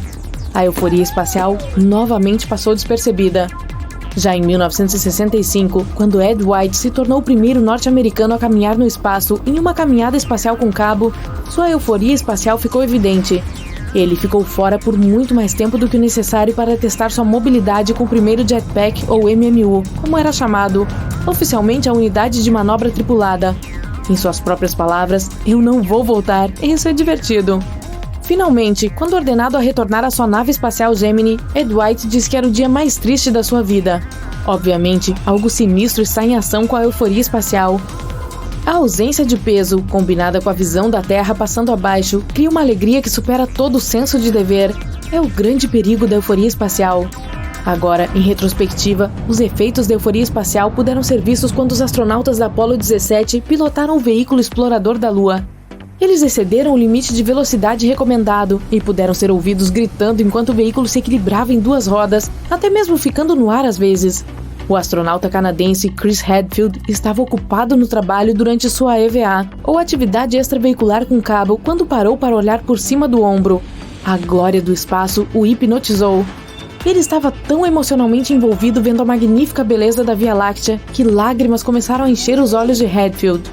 No espaço, lágrimas não fluem pelas suas bochechas, elas se acumulam em seus olhos. Hadfield ficou cego por lágrimas de alegria. Mas Hadfield, contra o protocolo, se recusou a contar isso a seus supervisores na Terra. Somente depois que ele não podia mais trabalhar é que Hadfield falou uma frase famosa: "Houston, eu tenho um problema." Foi um resultado direto da euforia espacial. O astronauta Hadfield conseguiu voltar para o ônibus espacial, mas sua EVA não foi cumprida. A euforia espacial interferiu. Tem outro aspecto da euforia espacial que merece séria atenção. É algo chamado o efeito da visão geral. A ausência de peso no espaço afeta tudo, desde a saúde física e psicológica dos astronautas até a física para usar todo o equipamento mecânico da nave espacial. No entanto, a ausência de peso no espaço não se deve à falta de gravidade. Astronautas orbitam a Terra a menos de 480 km acima da chamada LEO, órbita terrestre baixa. Tem muita gravidade em órbita terrestre baixa. A gravidade da Terra mantém a Lua em órbita, e a Lua está a cerca de 400 mil quilômetros de distância. Na verdade, um astronauta de 70 quilos pesaria 65 quilos na LEO. A ausência de peso no espaço é devido à queda livre e não à falta de gravidade. O que sobe deve cair. O foguete decola e cerca de 8 minutos depois, os motores desligam. A nave espacial então começa a cair de volta à Terra. Felizmente, a essa altura, o foguete atingiu a velocidade orbital, que é de cerca de 28 mil km por hora. Para que ele caia em direção à Terra, mas nunca atinja a Terra, ele continua caindo e caindo ao redor do mundo, precisamente no mesmo caminho curvo que a superfície terrestre. Está em órbita. É queda livre. Mesmo que todo mundo chame de gravidade zero, não é isso.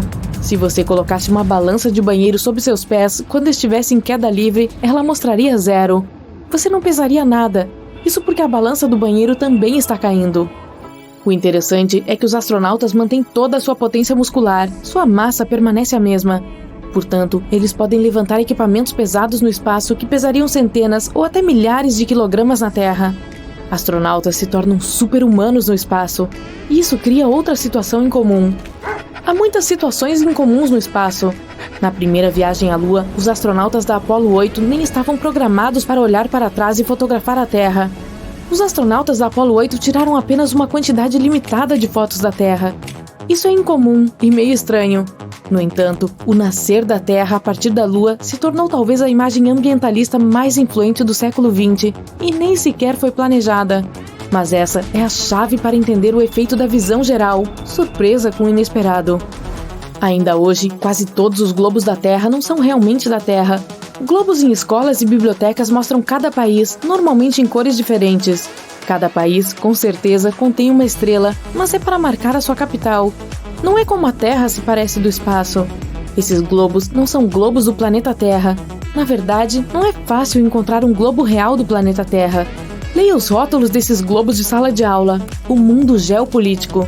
Estes são globos de um lugar chamado Mundo. Não há planeta chamado Mundo.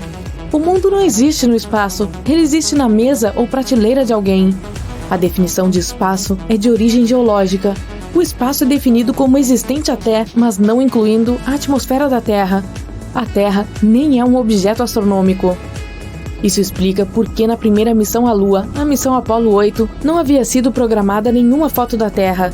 Selfies não haviam sido inventadas na época. Também explica por que o impacto psicológico de ver o nascer da Terra a partir da Lua foi tão profundo.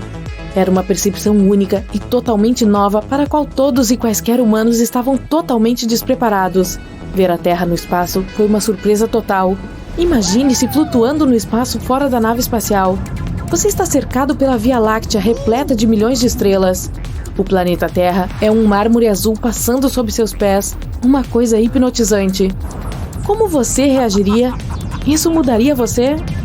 O astronauta Rusty Schweiker, da Apollo 9, sentiu fortemente que ele era o que chamou de o elemento sensor para a humanidade. O que ele quis dizer com isso? É o efeito da visão geral em ação. Schweiker sentiu que estava conectado a todas as pessoas da Terra. Ele comparou isso a nascer em uma nova existência. E o astronauta Schweiker não é o único que sentiu o efeito da visão geral. Edgar Mitchell, astronauta da Apollo 14, disse o seguinte sobre estar no espaço: "Foi uma extensão do mesmo processo universal que evoluiu nossas moléculas. E o que eu senti foi uma conexão pessoal extraordinária com isso. Eu experimentei o que foi descrito como um êxtase de unidade. Eu não só vi a conexão, como também a senti e a experimentei de maneira senciente. Fiquei sobrecarregado com a sensação de se estender física e mentalmente para o cosmos. Alguns anos depois de retornar do espaço, o astronauta Mitchell fundou um instituto para estudar as ondas cerebrais de pessoas que estavam no espaço. E sim, elas são diferentes. De acordo com a pesquisa do Instituto de Mitchell, a sensação eufórica de unidade com o universo cria ondas cerebrais semelhantes às dos monges enquanto meditam. Os estudos de Mitchell foram tão significativos que a NASA lançou uma missão especial em 1998 apenas para estudar os efeitos do espaço no cérebro. A missão Neurolab estudou células cerebrais de animais de laboratório e da tripulação de astronautas também, enquanto as células cerebrais tentavam se adaptar ao ambiente de queda livre em órbita terrestre baixa.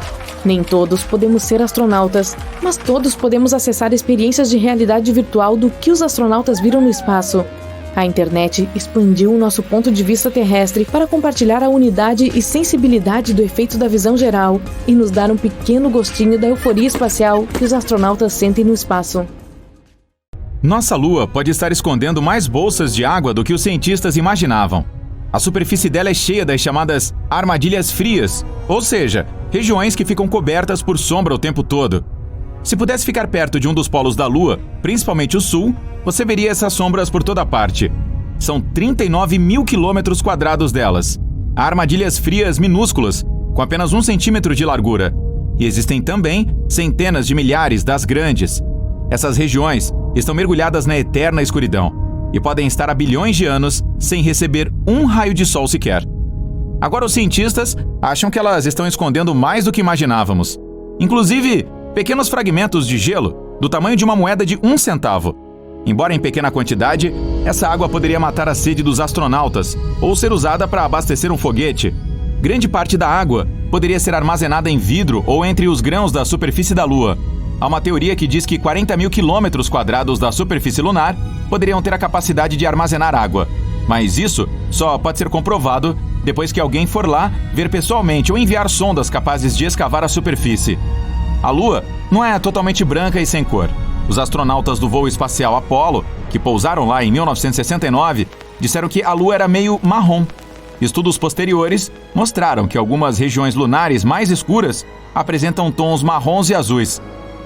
As regiões mais altas são amareladas, com leves traços na cor creme e em rosa. As cores não são as mesmas por toda parte, por causa das diferentes quantidades de metais presentes na Lua, como o titânio ou o ferro dos minerais da superfície. Nossos olhos não são sensíveis o suficiente para captar essas diferenças daqui da Terra. Grande parte da superfície lunar é composta por minerais que são naturalmente cinzentos, e essa é a cor que geralmente vemos daqui. Quando alguém vai para o espaço, não consegue caminhar sobre o chão. Não há gravidade, então não é preciso usar calçados. É por isso que os astronautas usam apenas um par de meias ou 2, caso estejam com frio. Mas uma coisa estranha pode acontecer com os pés deles enquanto estão lá em cima. Primeiro, se tiverem calos, estes podem cair depois de um tempo. Um astronauta descreveu sua experiência e diz que as solas dos seus pés se tornaram muito macias, enquanto a pele de cima do pé ficou muito áspera, como se fosse pele de jacaré. Ele forçava a parte de cima dos pés para se movimentar, quando usava trilhos para os pés na estação espacial, onde a tripulação ficava. As coisas não são fáceis lá em cima. Os astronautas da Estação Espacial Internacional têm que usar trilhos para pés e alças para se manter estáveis quando precisam executar tarefas simples, como fazer a barba. Ao se exercitar, eles podem prender seus pés dentro dos tênis do equipamento de exercício. Astronautas precisam se exercitar muito mais do que quem está na Terra, cerca de 2 horas todos os dias, porque o corpo humano não está acostumado a se movimentar ou a fazer coisas que normalmente faríamos sem a ação da gravidade, que praticamente nos mantém grudados no chão. Além disso, se você ficar no espaço por mais tempo, pode perder muita massa óssea e muscular. Por exemplo, é possível perder quase 20% de sua massa muscular se você passar apenas 11 dias em um ambiente sem gravidade. Mas, se estivesse lá em cima, não seria necessário usar pesos, certo? A falta de gravidade os afeta também. Em vez disso, os astronautas usam um aparelho equipado com 2 cilindros que criam um vácuo e permitem que eles empurrem uma barba comprida. Na estação espacial, você também pode usar uma bicicleta e uma esteira. Sabia que a NASA gastou milhões de dólares desenvolvendo uma caneta que pode ser usada em locais com zero gravidade? Um lápis não é a melhor solução para viagens espaciais. Eles costumam se quebrar e soltar pedaços. deixando uma poeira de grafite para trás. Além disso, são feitos de madeira, o que traz um alto risco de incêndio dentro da cápsula pressurizada e rica em oxigênio. É por isso que até uma coisa simples do dia a dia, como um lápis, pode ser fatal no espaço. Assim, eles precisaram inventar uma caneta espacial, que escreve de forma nítida e firme, e a tinta flui sem precisar da gravidade. Ela usa nitrogênio comprimido para forçar a tinta a chegar à ponta. Desse modo, você consegue escrever enquanto está flutuando de cabeça para baixo, e até se estiver debaixo d'água. Mesmo quando estão no espaço, os astronautas enfrentam problemas cotidianos, como aquela coceira desagradável no rosto. O pior é que não dá para meter a mão no rosto e aliviar essa sensação quando se está com o capacete espacial. Eles precisam improvisar, então às vezes coçam o lugar com o microfone que fica preso no capacete. Às vezes, prendem pedacinhos de velcro dentro do capacete para essa finalidade. Um dos problemas mais complicados em viagens espaciais refere-se a proteger os astronautas dos efeitos da radiação.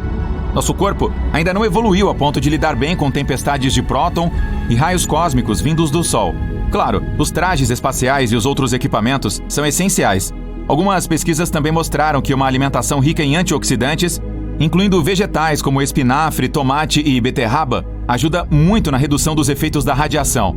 Os astronautas nem sempre usaram trajes espaciais brancos. No primeiro projeto de voo espacial tripulado da NASA, chamado de Projeto Mercury, eles usavam trajes prateados, mas nenhum dos astronautas saiu da nave para explorar o vácuo do espaço naquela ocasião.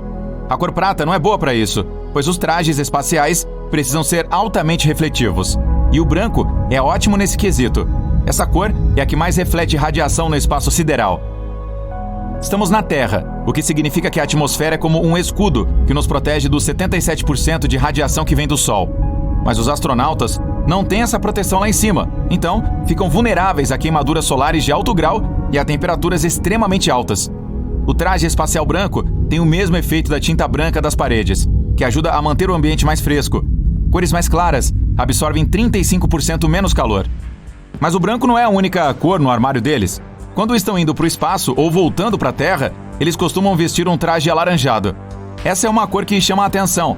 Se alguma coisa der errado durante o pouso e os astronautas tiverem que sair da nave às pressas, a equipe de resgate poderá vê-los com mais facilidade. Mas os tempos mudaram e hoje temos ferramentas mais sofisticadas para localizar astronautas que precisam de ajuda, como rastreadores e transmissores GPS. Assim, os trajes não precisam mais ser alaranjados. Estamos flutuando pelo espaço. Tudo está quieto e você segue apreciando a vista magnífica da escuridão e do infinito, cheio de bilhões de estrelas, planetas, cometas, sóis, luas e tantas outras coisas que provavelmente jamais descobriremos. 95% do nosso universo continua sendo um mistério para nós, mas pelo menos a vista é maravilhosa. Mas isso tudo só é bom se você estiver preso dentro de uma nave. E se algo der errado na sua caminhada espacial e você se desprender, aí a cena muda de figura e o sonho vira pesadelo em questão de segundos. Contudo, não se preocupe, a NASA desenvolveu uma unidade de propulsão, parecida com uma mochila, é a Safer. Ela dispara nitrogênio comprimido de 24 propulsores, levando o astronauta para um local seguro. Em tese, você pode liberar gás do seu traje espacial também. Ou talvez jogar uma ferramenta para a direção oposta, a fim de empurrar seu corpo para frente. Mas isso é traiçoeiro. Poderia ser preciso jogá-la precisamente de forma alinhada com o seu centro de massa. Caso contrário, você começaria a girar descontroladamente. E antes que se desse conta, ficaria tão desorientado que não saberia para onde ir, mesmo se pudesse. Mas a Safer detecta a rotação de forma automática e usa seus jatos para manter você consciente e levá-lo a um lugar seguro. Cientistas levaram 10 dias para ensinar um peixinho dourado a dirigir um carro. Eles o levaram a mover seu próprio tanque em direção a certo alvo. Como recompensa, o peixe ganhou um petisco. Essa pesquisa pode nos ajudar a navegar pelo espaço algum dia. Deve haver certo mapeamento acontecendo em nossas mentes. É assim que conectamos nossas partes corporais e nossos movimentos às mudanças que enfrentamos quando estamos no espaço. E é assim que sabemos quão longe podemos esticar o braço para alcançar uma xícara de café sem ir longe demais e derrubá-la. O controle do movimento não é o mesmo sem a força da gravidade. E precisamos ter certeza, a respeito de esses mapas mentais, conseguirem diferenciar mar e terra firme. Precisamos saber se é algo universal. Então, quando digo que os cientistas ensinaram o peixe a dirigir, isso basicamente significa que, se o peixe viu algo, ele deve tocar a parede do aquário que está virada para a direção desejada. Assim, Os cientistas podem guiar as rodas e movê-las para onde o peixe quer ir.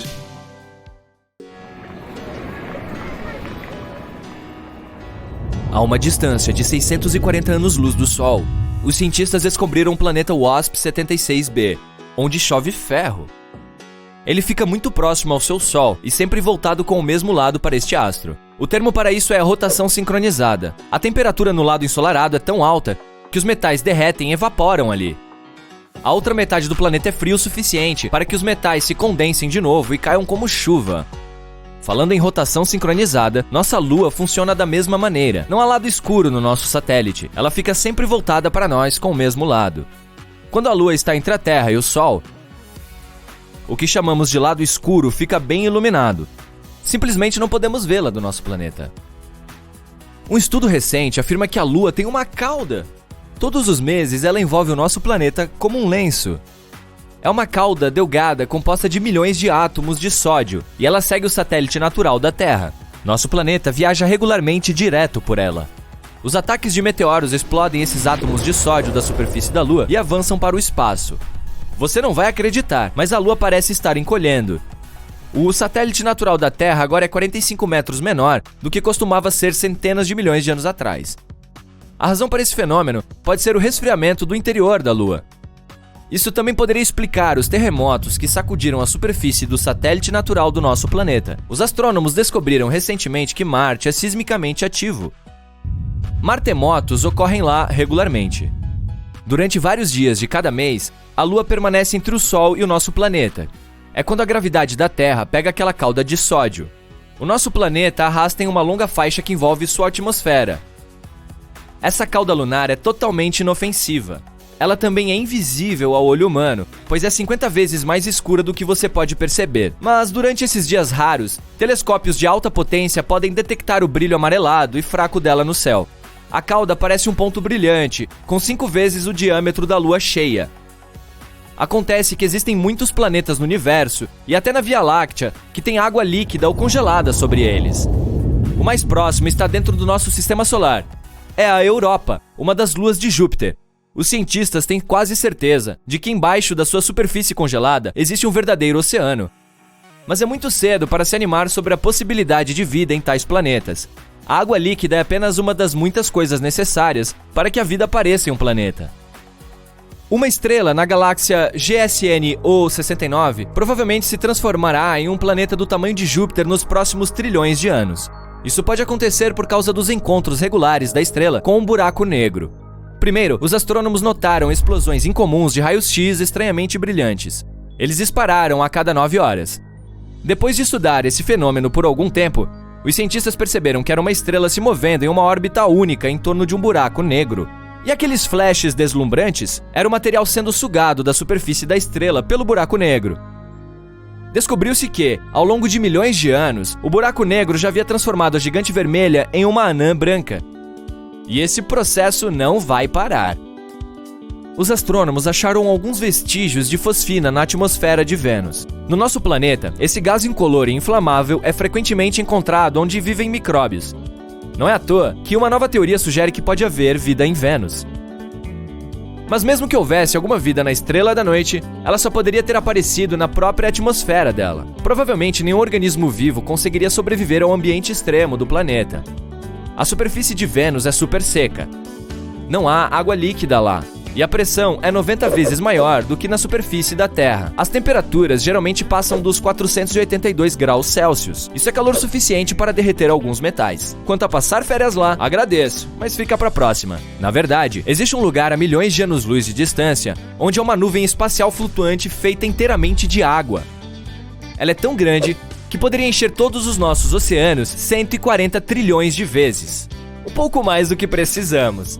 A água na Terra é na verdade um quebra-cabeça envolto em mistério e coberto de enigmas. A teoria mais popular é a de que ela foi trazida ao nosso planeta por cometas e asteroides gelados, que deixaram para trás não apenas enormes crateras, mas também a substância líquida, graças à qual agora podemos nos desenvolver.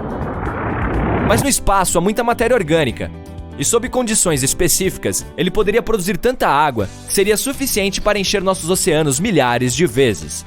Os pesquisadores realizaram um experimento no qual, aquecendo essa matéria orgânica, obtiveram água limpa e óleo. Se isso for confirmado em estudos futuros, pode significar que até o petróleo surgiu na Terra não apenas graças a restos fossilizados de vidas e seres vivos, mas também ao espaço sideral. Pode haver cerca de 6 bilhões de planetas semelhantes à Terra apenas na Via Láctea. Os dados mais recentes mostraram que 1 a cada 5 estrelas parecidas com o Sol podem ter pelo menos um planeta em sua zona habitável. E não é qualquer planeta. Ele tem um núcleo e uma superfície rochosos e é de tamanho comparável ao da Terra. Estando dentro da zona habitável da sua estrela, tal planeta teria grandes chances de se tornar o lar de criaturas vivas. Micróbios, pelo menos. Se existem bilhões desses planetas na nossa galáxia, você pode dizer com segurança que pelo menos um deles não é apenas habitável, mas já habitado. Agora multiplique isso pelo número de galáxias no universo, considerando também que diversas delas são muito maiores que a Via Láctea. Isso nos dá bilhões e bilhões de estrelas semelhantes ao Sol e de planetas semelhantes à Terra, e alguns deles são certamente mais parecidos com o nosso do que outros. E veja só, podemos andar eretos por causa de explosões de supernovas. Cerca de 2,5 milhões de anos atrás, uma supernova enviou raios cósmicos ao nosso planeta. Eles desencadearam uma série de tempestades elétricas na atmosfera da Terra, se transformaram em trovoadas. Essas, por sua vez, causaram incêndios florestais no nordeste da África, onde nossos ancestrais viviam. Os incêndios transformaram a área florestal em uma savana. A pressão atmosférica mudou e nossos ancestrais tiveram que se apoiar em 2 pernas para sobreviver.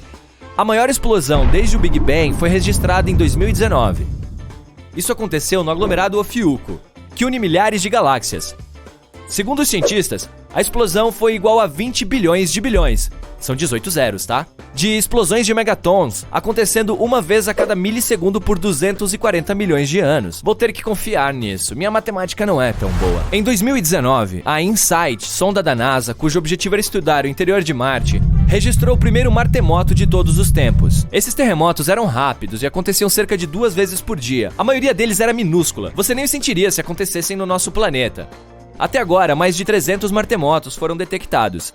Esses são os primeiros terremotos que conhecemos em qualquer corpo espacial, além da Terra e da Lua. Outro fenômeno misterioso descoberto pela missão foram os bizarros pulsos magnéticos. Eles ocorriam toda meia-noite ao redor do módulo de pouso. Ainda não está claro que pulsos eram esses. Talvez depois da meia-noite eles queriam sair e dar uma volta ou algo assim. A atmosfera de Plutão fica muito mais acima da superfície do planeta anão se comparada com a da Terra. Ela tem também mais de 20 camadas, todas geladas e extremamente condensadas. Lembra-se do asteroide que eliminou os dinossauros na Terra? Eu não estava por perto, mas quem poderia esquecer? Pode ter havido outro show espacial que terminou mal para pelo menos 75% de toda a vida do nosso planeta no passado. Há uns 360 milhões de anos, uma explosão de supernova ocorreu a cerca de 65 anos-luz de nós, e os raios cósmicos enviados por ela varreram a camada de ozônio da nossa linda bola azul.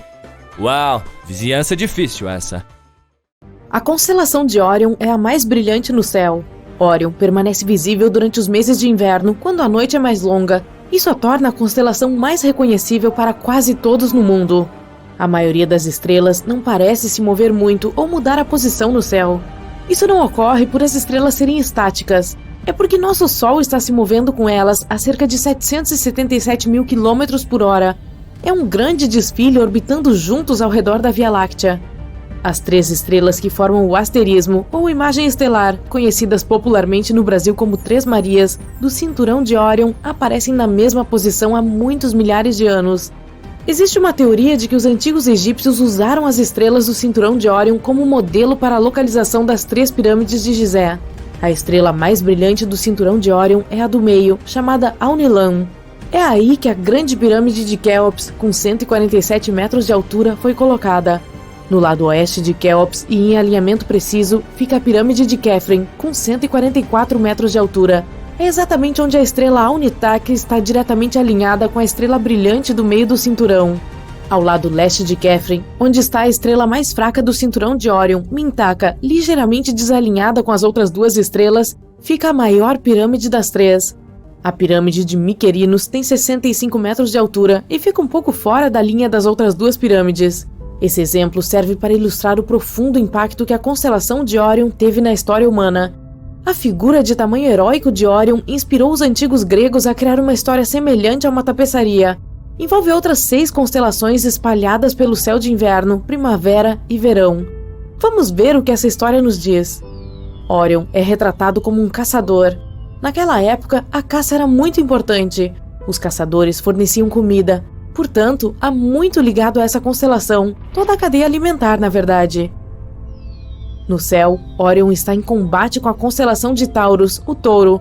Exceto que Taurus não é realmente um touro, é um auroque, um ancestral do gado já extinto que era abundante na Europa. Com 1,80 m de altura até o ombro, chifres longos e pontiagudos, os auroques eram criaturas poderosas e temíveis. Há uma caverna na Espanha que está repleta de lindas pinturas de auroques. Essas imagens datam de 15.000 anos atrás.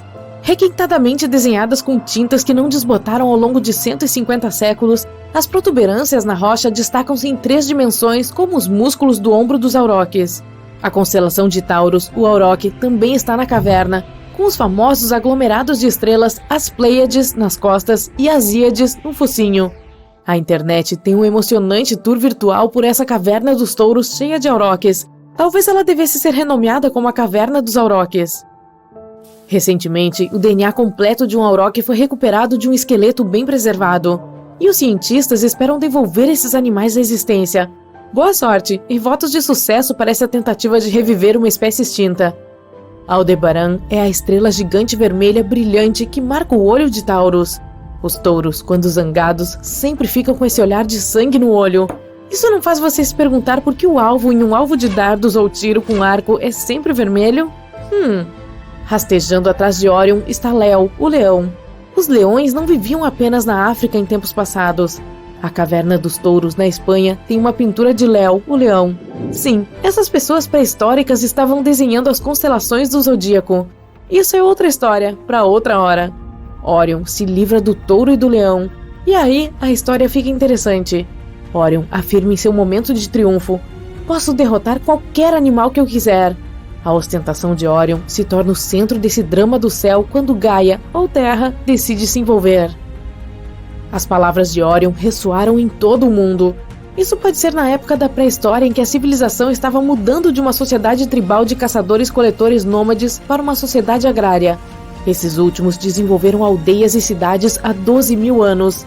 A população humana estava aumentando e o suprimento de alimentos estava diminuindo. Algo tinha que ser feito quanto a Orion e todos os caçadores, ou o desenvolvimento social seria frustrado. Agora, insira Gaia nessa história, mas não no céu.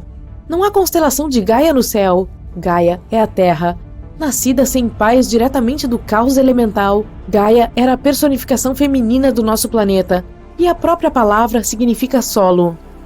Vocês, amigos incríveis, podem estar interessados em uma teoria científica moderna que também personifica a Terra como um organismo vivo. Chama-se Teoria de Gaia. Apareceu pela primeira vez na década de 1970. A Teoria de Gaia apresenta a Terra como uma biosfera, como se estivesse viva.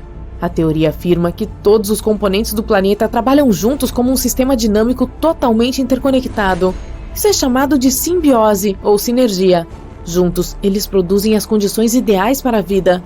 A vida se adapta para regular a atmosfera em 21% de oxigênio, a salinidade dos oceanos em um máximo de 24,7% e as temperaturas planetárias em 14 graus Celsius. Para ilustrar como a vida se adapta para manter o controle das mudanças nas temperaturas planetárias, os autores da teoria de Gaia criaram o planeta fictício Daisy World. Daisy World é completamente coberto por margaridas brancas e pretas. Quando o sol fica muito quente, as margaridas pretas começam a desaparecer, enquanto as brancas aumentam em população. A brancura dessas flores reflete a luz do sol e o planeta esfria. Se o sol não estiver quente o suficiente, as margaridas brancas reduzem sua população e o número de margaridas pretas cresce. As flores negras absorvem a luz do sol e o planeta se aquece. Isso é Gaia trabalhando. É basicamente o mesmo princípio que criou o oxigênio e produziu a camada de ozônio na atmosfera. Essa camada ajuda a bloquear a luz ultravioleta nociva do Sol.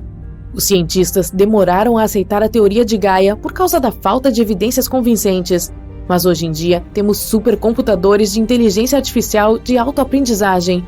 Eles podem tornar possível a integração dos sistemas biológicos e geológicos da Terra. Dessa forma, podemos ter uma visão clara de como o planeta funciona como uma biosfera autossustentável. Isso não seria o máximo? Agora, podemos voltar à história de Orion e ver como Gaia cuidou do problema que a ostentação de Orion criou para o planeta. Obviamente, Gaia não poderia enviar animais mais ferozes do que um leão ou um auroch para subjugar Orion. Então Gaia apelou para os pequenos. Ela escolheu um escorpião venenoso para fazer o trabalho, e ele fez o trabalho. No verão, a constelação de Escórpios, o escorpião rasteja quase na mesma latitude do pé de Orion. O escorpião pode ser um pequeno animal da mesma família de aracnídeos, como aranhas e carrapatos. Mas no céu, Escórpios é a 33ª maior dentre 88 constelações. Existe uma regra geral de que quanto maior for uma constelação, mais tempo atrás ela foi criada pelos primeiros observadores de estrelas. Eles puderam escolher as estrelas. Cavalo lerdo bebe água suja. E assim, fizeram constelações grandes primeiro e pequenas depois. Se você fosse o primeiro da fila em um buffet, não pegaria grandes porções e deixaria o fim da fila ficar com as sobras? Pense em um bolo de chocolate. Eu vou pegar um pedacinho. Só que não. Nessa história de Orion, temos uma coleção de grandes constelações notáveis, como Leão, Touro, Orion e Escorpião, o que confirma o quanto essa história é antiga. 3 constelações menores, Lebre, Cão Maior e Cão Menor, os 2 cães de caça de Orion, completam a tapeçaria de estrelas de Orion e adicionam uma subtrama interessante. O que temos então é uma fábula de 2 visões de mundo ou cosmologias diferentes, a de Gaia e a de Orion. Uma é feminina e a outra é classicamente masculina. Uma está comprometida em dominar o mundo natural. Esse é o arquétipo de Orion. A outra está comprometida com a sobrevivência do planeta sob quaisquer circunstâncias. Essa é Gaia. Os 2 podem parecer opostos, mas talvez devam ser complementares. Veja, Orion e o Escorpião estão em lados opostos do céu, um no inverno, o outro no verão. Eles agem como 2 polos, norte e sul, do mesmo ímã, nosso planeta. Isso é o que vemos acontecendo atualmente. A ciência e a tecnologia estão se tornando cada vez mais sensíveis ao ambiente natural. Miríades de satélites estão monitorando a biosfera da Terra. Gaia e Orion estão começando a trabalhar juntos, o que os antigos gregos chamavam de kalokagatia ou harmonia. Isso é o que chamamos sinergia e simbiose nos dias de hoje. Vamos manter essa sinergia forte. Você está sentado em uma cafeteria em Marte, cabisbaixo, tentando não chamar atenção para si. O local está lotado e muitas pessoas estão cantando, dançando e falando alto sobre a vida em Marte. Sua bebida chega e você toma um gole. Até agora, ninguém te reconheceu. Você está vestindo uma capa com um capuz grande o suficiente para cobrir o rosto e se disfarça. Alguém acidentalmente esbarra em você e vê seu rosto. A música para, e agora todos estão olhando para você. Você não tem onde se esconder ou fugir. Você ignora os olhos maliciosos e continua bebendo sua bebida. Um velho barbudo está sentado à sua frente, maravilhado por estar na sua presença. Então é verdade, ninguém acreditava que você conseguiria, ele diz. Você não responde e continua degustando sua bebida. Todos os outros se reúnem ao seu redor. Outro homem fala: "Bem, você não vai nos contar como escapou das garras do Kraken do espaço?" Todos suspiram em choque. Ninguém jamais conseguiria contar a história do Kraken, exceto você. Seu plano era encontrar um mensageiro para levá-lo a uma nave espacial longe deste planeta. Mas é tarde demais, agora que todos sabem que você está aqui. E o mensageiro fugiu, sabendo que toda a atenção estava em você. Você retira o capuz e explica o que aconteceu. Você está com o seu equipamento completo, pronto para iniciar a viagem ao espaço profundo. Você tem uma nave espacial projetada para manobrar através de todos os obstáculos no espaço. Você prepara o resto do equipamento e abastece. Todo mundo segue te observando, sabendo que você pode não conseguir voltar. Mas o Kraken está flutuando no espaço há muito tempo, atrapalhando os containers que trazem mercadorias. Uma pequena nave como a sua pode passar furtivamente por seu olfato e visão aguçados, mas naves maiores serão destruídas. Você assumiu a missão de encontrar este Kraken e estudá-lo. Se aprender seus modos e padrões, poderá descobrir como se livrar dele. Todos se despedem e você decola. Você sabe que tem uma longa jornada pela frente, possivelmente 3 dias no vazio do espaço. Você viu algumas imagens rápidas dele, mas ninguém sabe exatamente onde ele dorme, ou se ainda dorme. Você coloca uma música para rodar e configura sua nave para controle de cruzeiro. Faz algumas anotações e configura a câmera para documentar a si mesmo enquanto prepara tudo o que precisa. Você também tem algumas câmeras externas gravando tudo o que se move, até sensores térmicos para capturar criaturas vivas flutuando no espaço. Depois de algumas horas, você sai dos bairros seguros de Marte e entra no território hostil. Não há lugar para se esconder ou alguém para ajudá-lo. Algumas pequenas naves como a sua passam de vez em quando. Todos observam você indo mais longe até o Kraken. Você percebe muitos sinais flutuantes alimentados por máquinas avisando sobre o Kraken. As câmeras começam a gravar e você inicia a transmissão de seu diário de vídeo para a rede doméstica. Até agora nada. Está quieto e escuro. As horas passam e você está flutuando no meio do nada. Você quase sente vontade de dar meia volta, mas então percebe algo nos sensores. Você vê um grande objeto vivo nas proximidades. Então desliga as luzes e diminui a velocidade da sua nave. Você retoma a gravação e começa a falar sozinho, explicando tudo. O objeto está se aproximando cada vez mais. Você se move para o lado para evitá-lo e se agarra a uma rocha flutuante, mas ainda é impossível de ver algo. Do nada, você vê algumas criaturas brilhantes semelhantes a águas vivas fluindo juntas em um aglomerado. Em seus sensores térmicos, parecem ser objetos grandes, mas na verdade são apenas pequenas criaturas. De acordo com seus estudos, essas criaturas estão entre os principais alimentos do Kraken. Então provavelmente estão fugindo dele. Depois de alguns minutos, as criaturas flutuam para longe e você se lança e acende as luzes novamente. Mas algumas horas se passam e você ainda não vê o Kraken. De repente, um whoosh sacode sua nave e a desvia ligeiramente do curso. Você percebe que um objeto grande atingiu seus sensores térmicos e sumiu. Você continua e verifica as configurações de reprodução para ver se suas câmeras conseguiram capturar algo. Olha atentamente, mas parece que uma rajada de vento passou por você, o que é estranho porque não há vento no espaço. Você verifica os sensores térmicos e percebe que um grande objeto em forma de Kraken passou por você. Ainda está por aí e provavelmente o farejou. Seus sistemas pegaram algumas partículas de DNA e as estão estudando. Depois de um tempo, eles mostram que a pele do Kraken pode mudar de cor de acordo com o ambiente. Sua pele é grossa e composta de algum material fluorescente cósmico, nunca encontrado antes em outra criatura. O sistema continua estudando. Depois de um tempo, o Kraken sai do seu radar e desaparece. Você circula ao redor tentando encontrá-lo. As pessoas em Marte podem ver os dados e já têm informações sobre o seu tamanho e o tipo de pele. Até mesmo veem algumas imagens que você conseguiu capturar. Enquanto você continua buscando por ele, aciona os holofotes, tentando ver qualquer coisa. Suas câmeras ainda estão rodando. De repente, o Kraken muda a cor da pele e aparece bem na sua frente. Seus grandes tentáculos piscam ao redor, chicoteando detritos espaciais próximos. Seu grande olho, do tamanho de um ônibus, olha diretamente para você. Ele abre a boca e você vê camadas de dentes afiados circulando como um moedor. Tem um bico grande que pode quebrar facilmente a sua nave. Ele começa a piscar suas cores rapidamente como uma forma de aviso. Ele dispara um líquido para se mover em um ambiente espacial sem gravidade. Está se movendo em sua direção até que se lança. Sua nave tem um campo de força automático para proteção, mas não pode sustentar a poderosa mordida do Kraken. Depois de apenas alguns segundos, o escudo se quebra e sua nave desce em espiral para outro planeta. Você caiu em uma terra pantanosa. Sua nave escapou, mas não pode decolar. A análise do Kraken está pronta e mostra que ele não precisa de oxigênio para respirar e seu DNA está evoluindo. Agora que ele pegou um pedaço do seu campo de força, pode se adaptar para criar um biocampo de força de natureza semelhante.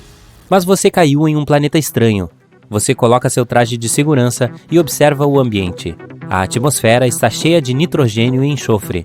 Você sai e anda por aí, tem gravidade semelhante à da Terra.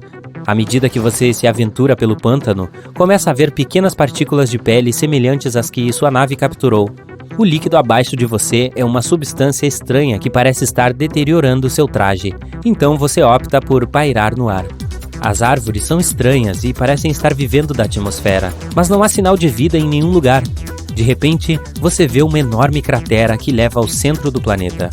Você entra na cratera e vê algumas naves semelhantes à sua. Parece que o Kraken as tirou de curso e todas caíram neste planeta. Muitas delas parecem estar intactas, enquanto outras estão completamente destruídas. Seus sensores pegam outra leitura, detectam outra criatura morando no centro. Você tenta se aproximar. Você está fazendo de tudo para ser o mais gentil possível, mas sente o chão tremendo logo abaixo. Você se abaixa e tenta evitar as pedras caindo no alto. Um grande tentáculo aparece do nada, e depois outro, e outro. Ele se balança para fora e rasteja ao ar livre. De acordo com os estudos do seu sistema, este Kraken é 10 vezes maior e até parece diferente. Ele não vê você, mas pode sentir a sua presença. Ele começa a sacudir o planeta tentando encontrá-lo. Derruba sua nave. Você tenta encontrar uma maneira de dar a partida, mas está faltando uma peça. Você encontra outra nave abandonada e retira a peça que precisa para consertar a sua. Seu traje tem uma função de reparo automático que permite que você conserte tudo sem ferramentas. Depois de alguns minutos, ela está pronta para decolar. Você liga sua nave, mesmo que esteja danificada, e decola. Você consegue passar pelo Kraken. Todos na cafeteria ficam em silêncio. Muitos não acreditam em suas histórias. Eles pararam de receber transmissões ao vivo antes de você ser derrubado pelo Kraken do espaço. Do nada, um alarme toca e avisa que o Kraken chegou. Todos correm em pânico. Você ouve uma voz em sua cabeça. É um monte de rabiscos, mas você começa a ter visões do Kraken falando com você. Ele sabe que você está aqui, e ele está vindo em sua direção. Aperte os cintos, amigo entusiasta do espaço, porque estamos prestes a descobrir os segredos celestiais que foram revelados este ano. De estrelas gigantes a moléculas orgânicas, 2023 está sendo ótimo para os astrônomos. Então, vamos nos atualizar sobre toda a emoção que você pode ter perdido nos últimos meses. Em primeiro lugar, descobrimos alguns verdadeiros monstros astrais. Imagine olhar para o céu noturno e ver estrelas que não são apenas grandes, mas absolutamente enormes. Os cientistas estão usando um telescópio especial chamado James Webb para explorar os primórdios do universo. E durante sua aventura, se depararam com estrelas antigas que são 10.000 vezes maiores que o nosso Sol. Sim, você ouviu direito, 10.000 vezes! Essas gigantes do mundo estelar foram algumas das primeiras estrelas a se formar no universo, bilhões de anos atrás. Imagine um aglomerado globular como uma enorme equipe cósmica, em que cada grupo consiste de 100.000 a 1 milhão de membros. Esses aglomerados são como reuniões familiares gigantescas, com todas as estrelas nascendo na mesma época. Mas o que torna esses monstros recém-descobertos tão especiais? Bem, seus núcleos, ou suas partes centrais, são muito mais quentes do que o que vemos nas estrelas atuais. Os cientistas acreditam que esse calor intenso pode ser devido à queima de uma grande quantidade de hidrogênio em temperaturas muito altas. É como se fosse um churrasco galáctico. Algo fascinante acontece nesses aglomerados globulares. As estrelas menores se chocam com as supermassivas e ganham energia extra, como um combustível. Mas aqui está a reviravolta. A maioria desses aglomerados está envelhecendo e as supermassivas desapareceram há muito tempo. Só podemos ver indícios de sua existência nos aglomerados que observamos hoje. Os cientistas os estudam apenas com os misteriosos vestígios de sua grande presença. A descoberta dessas estrelas monstruosas é extremamente importante para a nossa compreensão do universo. Se os astrônomos conseguirem reunir mais evidências para confirmar sua existência, seria um grande avanço. Nos ajudaria a aprender mais sobre os aglomerados globulares e como as supermassivas se formam em geral. Mas essa foi apenas a primeira descoberta fascinante de 2023. Embora a próxima seja um pouco triste. Sabe aqueles lindos anéis que fazem Saturno parecer tão chique? Bem, adivinhe só, eles podem desaparecer em um futuro não tão distante em termos astronômicos. A missão Cassini da NASA, que explorou Saturno de 2004 a 2017, reuniu alguns dados fascinantes sobre os anéis. Durante o grande finale da Cassini, quando ela fez algumas manobras legais entre Saturno, os cientistas notaram algo surpreendente. Os anéis estavam perdendo muita massa a cada segundo, toneladas dela. Isso significa que esse magnífico halo só permanecerá por mais algumas centenas de milhões de anos no máximo. Isso pode parecer muito tempo para os seres humanos, mas no grande esquema do universo é apenas um piscar de olhos. O importante é que aprendemos que anéis enormes como os de Saturno não duram para sempre. Eles acabam desaparecendo. Bem, pelo menos você e eu pessoalmente não veremos esse momento. Os cientistas têm uma teoria divertida sobre o que acontecerá quando os anéis sumirem. Eles acham que os outros gigantes de gelo e gás em nosso sistema solar, como Urano e Júpiter, também podem ter tido anéis enormes no passado. Mas, com o passar do tempo, se desgastaram e se tornaram mais parecidos com as faixas finas e estreitas de asteroides, como as que Urano tem agora. Os anéis de Saturno são feitos principalmente de gelo, mas também contam com uma pitada de poeira rochosa, proveniente de asteroides e meteoroides minúsculos que se chocam contra os objetos celestes e se fragmentam. É como uma tempestade de neve de partículas de gelo e detritos espaciais. A pesquisa também revelou que os anéis de Saturno surgiram muito depois da origem do próprio planeta. Eles ainda estavam se formando quando os dinossauros habitavam a Terra. Portanto, em termos de idade astronômica, são bastante jovens, com apenas algumas centenas de milhões de anos. Essa descoberta deixou os pesquisadores entusiasmados, porque significa que algo dramático aconteceu no passado de Saturno para criar esse impressionante disco de gelo. Mas trata-se de um mistério que está esperando para ser resolvido.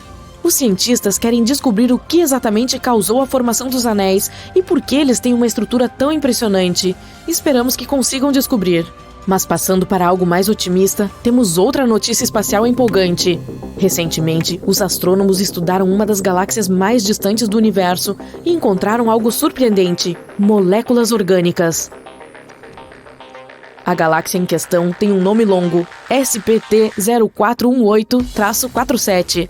Está localizada a mais de 12 bilhões de anos-luz de distância do nosso pequeno planeta azul. Você consegue imaginar essa distância? É a mais longínqua já conhecida onde foram encontradas moléculas orgânicas complexas. É por isso que olhar para essa galáxia é como ver algo de quando o universo era apenas um bebê. Não temos ideia de como é agora. A luz que chegou até nós é de como ela era quando o universo tinha apenas 1,5 bilhão de anos. Imagine ser capaz de ver coisas de um passado tão distante. Então, o que eles acharam foi algo com um nome muito complicado, uma molécula de hidrocarboneto policíclico aromático, ou simplesmente HPA. Você deve estar se perguntando, mas o que é isso? Bem, adivinhe só, na verdade, você pode encontrá-la aqui mesmo, em nosso mundinho. Pode estar em coisas como a fumaça de motores de carros ou até mesmo em incêndios florestais. As moléculas de HPA são formadas por cadeias de átomos de carbono, e aqui está a parte super legal. São consideradas os blocos básicos de construção da vida. Imagine só, essas minúsculas cadeias de carbono sendo achadas em uma galáxia tão distante. É como encontrar uma agulha em um palheiro. Também descobriu-se que o gás que flutua por lá está repleto de elementos pesados. Isso é muito importante, pois sugere que muitas estrelas entraram e saíram de lá, criando todos esses elementos incríveis. Isso significa que essa galáxia também pode ser potencialmente rica em muitos outros. Essa descoberta abre um mundo de possibilidades e levanta muitas questões interessantes. Como essas moléculas orgânicas se formaram em uma galáxia tão distante? E já que estamos olhando para o passado, o que poderia ter acontecido com elas durante esse tempo? Poderiam ter evoluído para a vida? Estamos apenas arranhando a superfície das coisas incríveis que estão esperando para serem desvendadas. A propósito, se é tão longe, como os cientistas conseguiram descobrir algo assim? Bem, eles tinham um instrumento chamado Telescópio Espacial James Webb. Esse aparelho sofisticado foi lançado recentemente e tem superpoderes quando se trata de observar o universo. Então, quando estavam estudando essa galáxia distante, tiveram um pequeno problema. A luz proveniente desses objetos distantes era tão fraca que era difícil de ver ou detectar. Mas adivinhe só, eles tiveram uma ideia brilhante para resolver isso e usaram algo chamado lente gravitacional, que é como um poder especial da lente de aumento da natureza.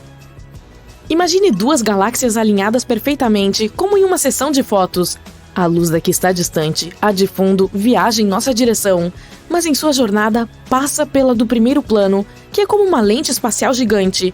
E adivinha o que acontece? A gravidade da que está no primeiro plano dobra a luz como uma lupa, tornando-a maior e mais brilhante. É como ter uma lente de zoom cósmica para nossos telescópios. Essa curvatura da luz cria uma forma muito legal chamada de anel de Einstein. É como um halo ou um anel de luz que envolve a galáxia em primeiro plano. Basicamente, é uma forma de a natureza exibir seus poderes mágicos. Com a lente gravitacional e esses belos anéis de Einstein, os cientistas podem ver objetos distantes com mais clareza e aprender coisas incríveis sobre o universo. E graças a tudo isso, conseguiram descobrir as interações químicas ocultas das primeiras galáxias. Não é incrível? Eles estão muito animados com essa descoberta. Nunca esperavam encontrar moléculas orgânicas tão complexas em uma galáxia incrivelmente distante. Quem sabe, talvez este seja apenas o começo de uma emocionante jornada cósmica. Portanto, mantenham seus olhos nas estrelas, companheiros exploradores do espaço. O universo é cheio de surpresas E quem sabe que outras descobertas alucinantes nos aguardam lá fora. Esperamos aprender ainda mais no futuro.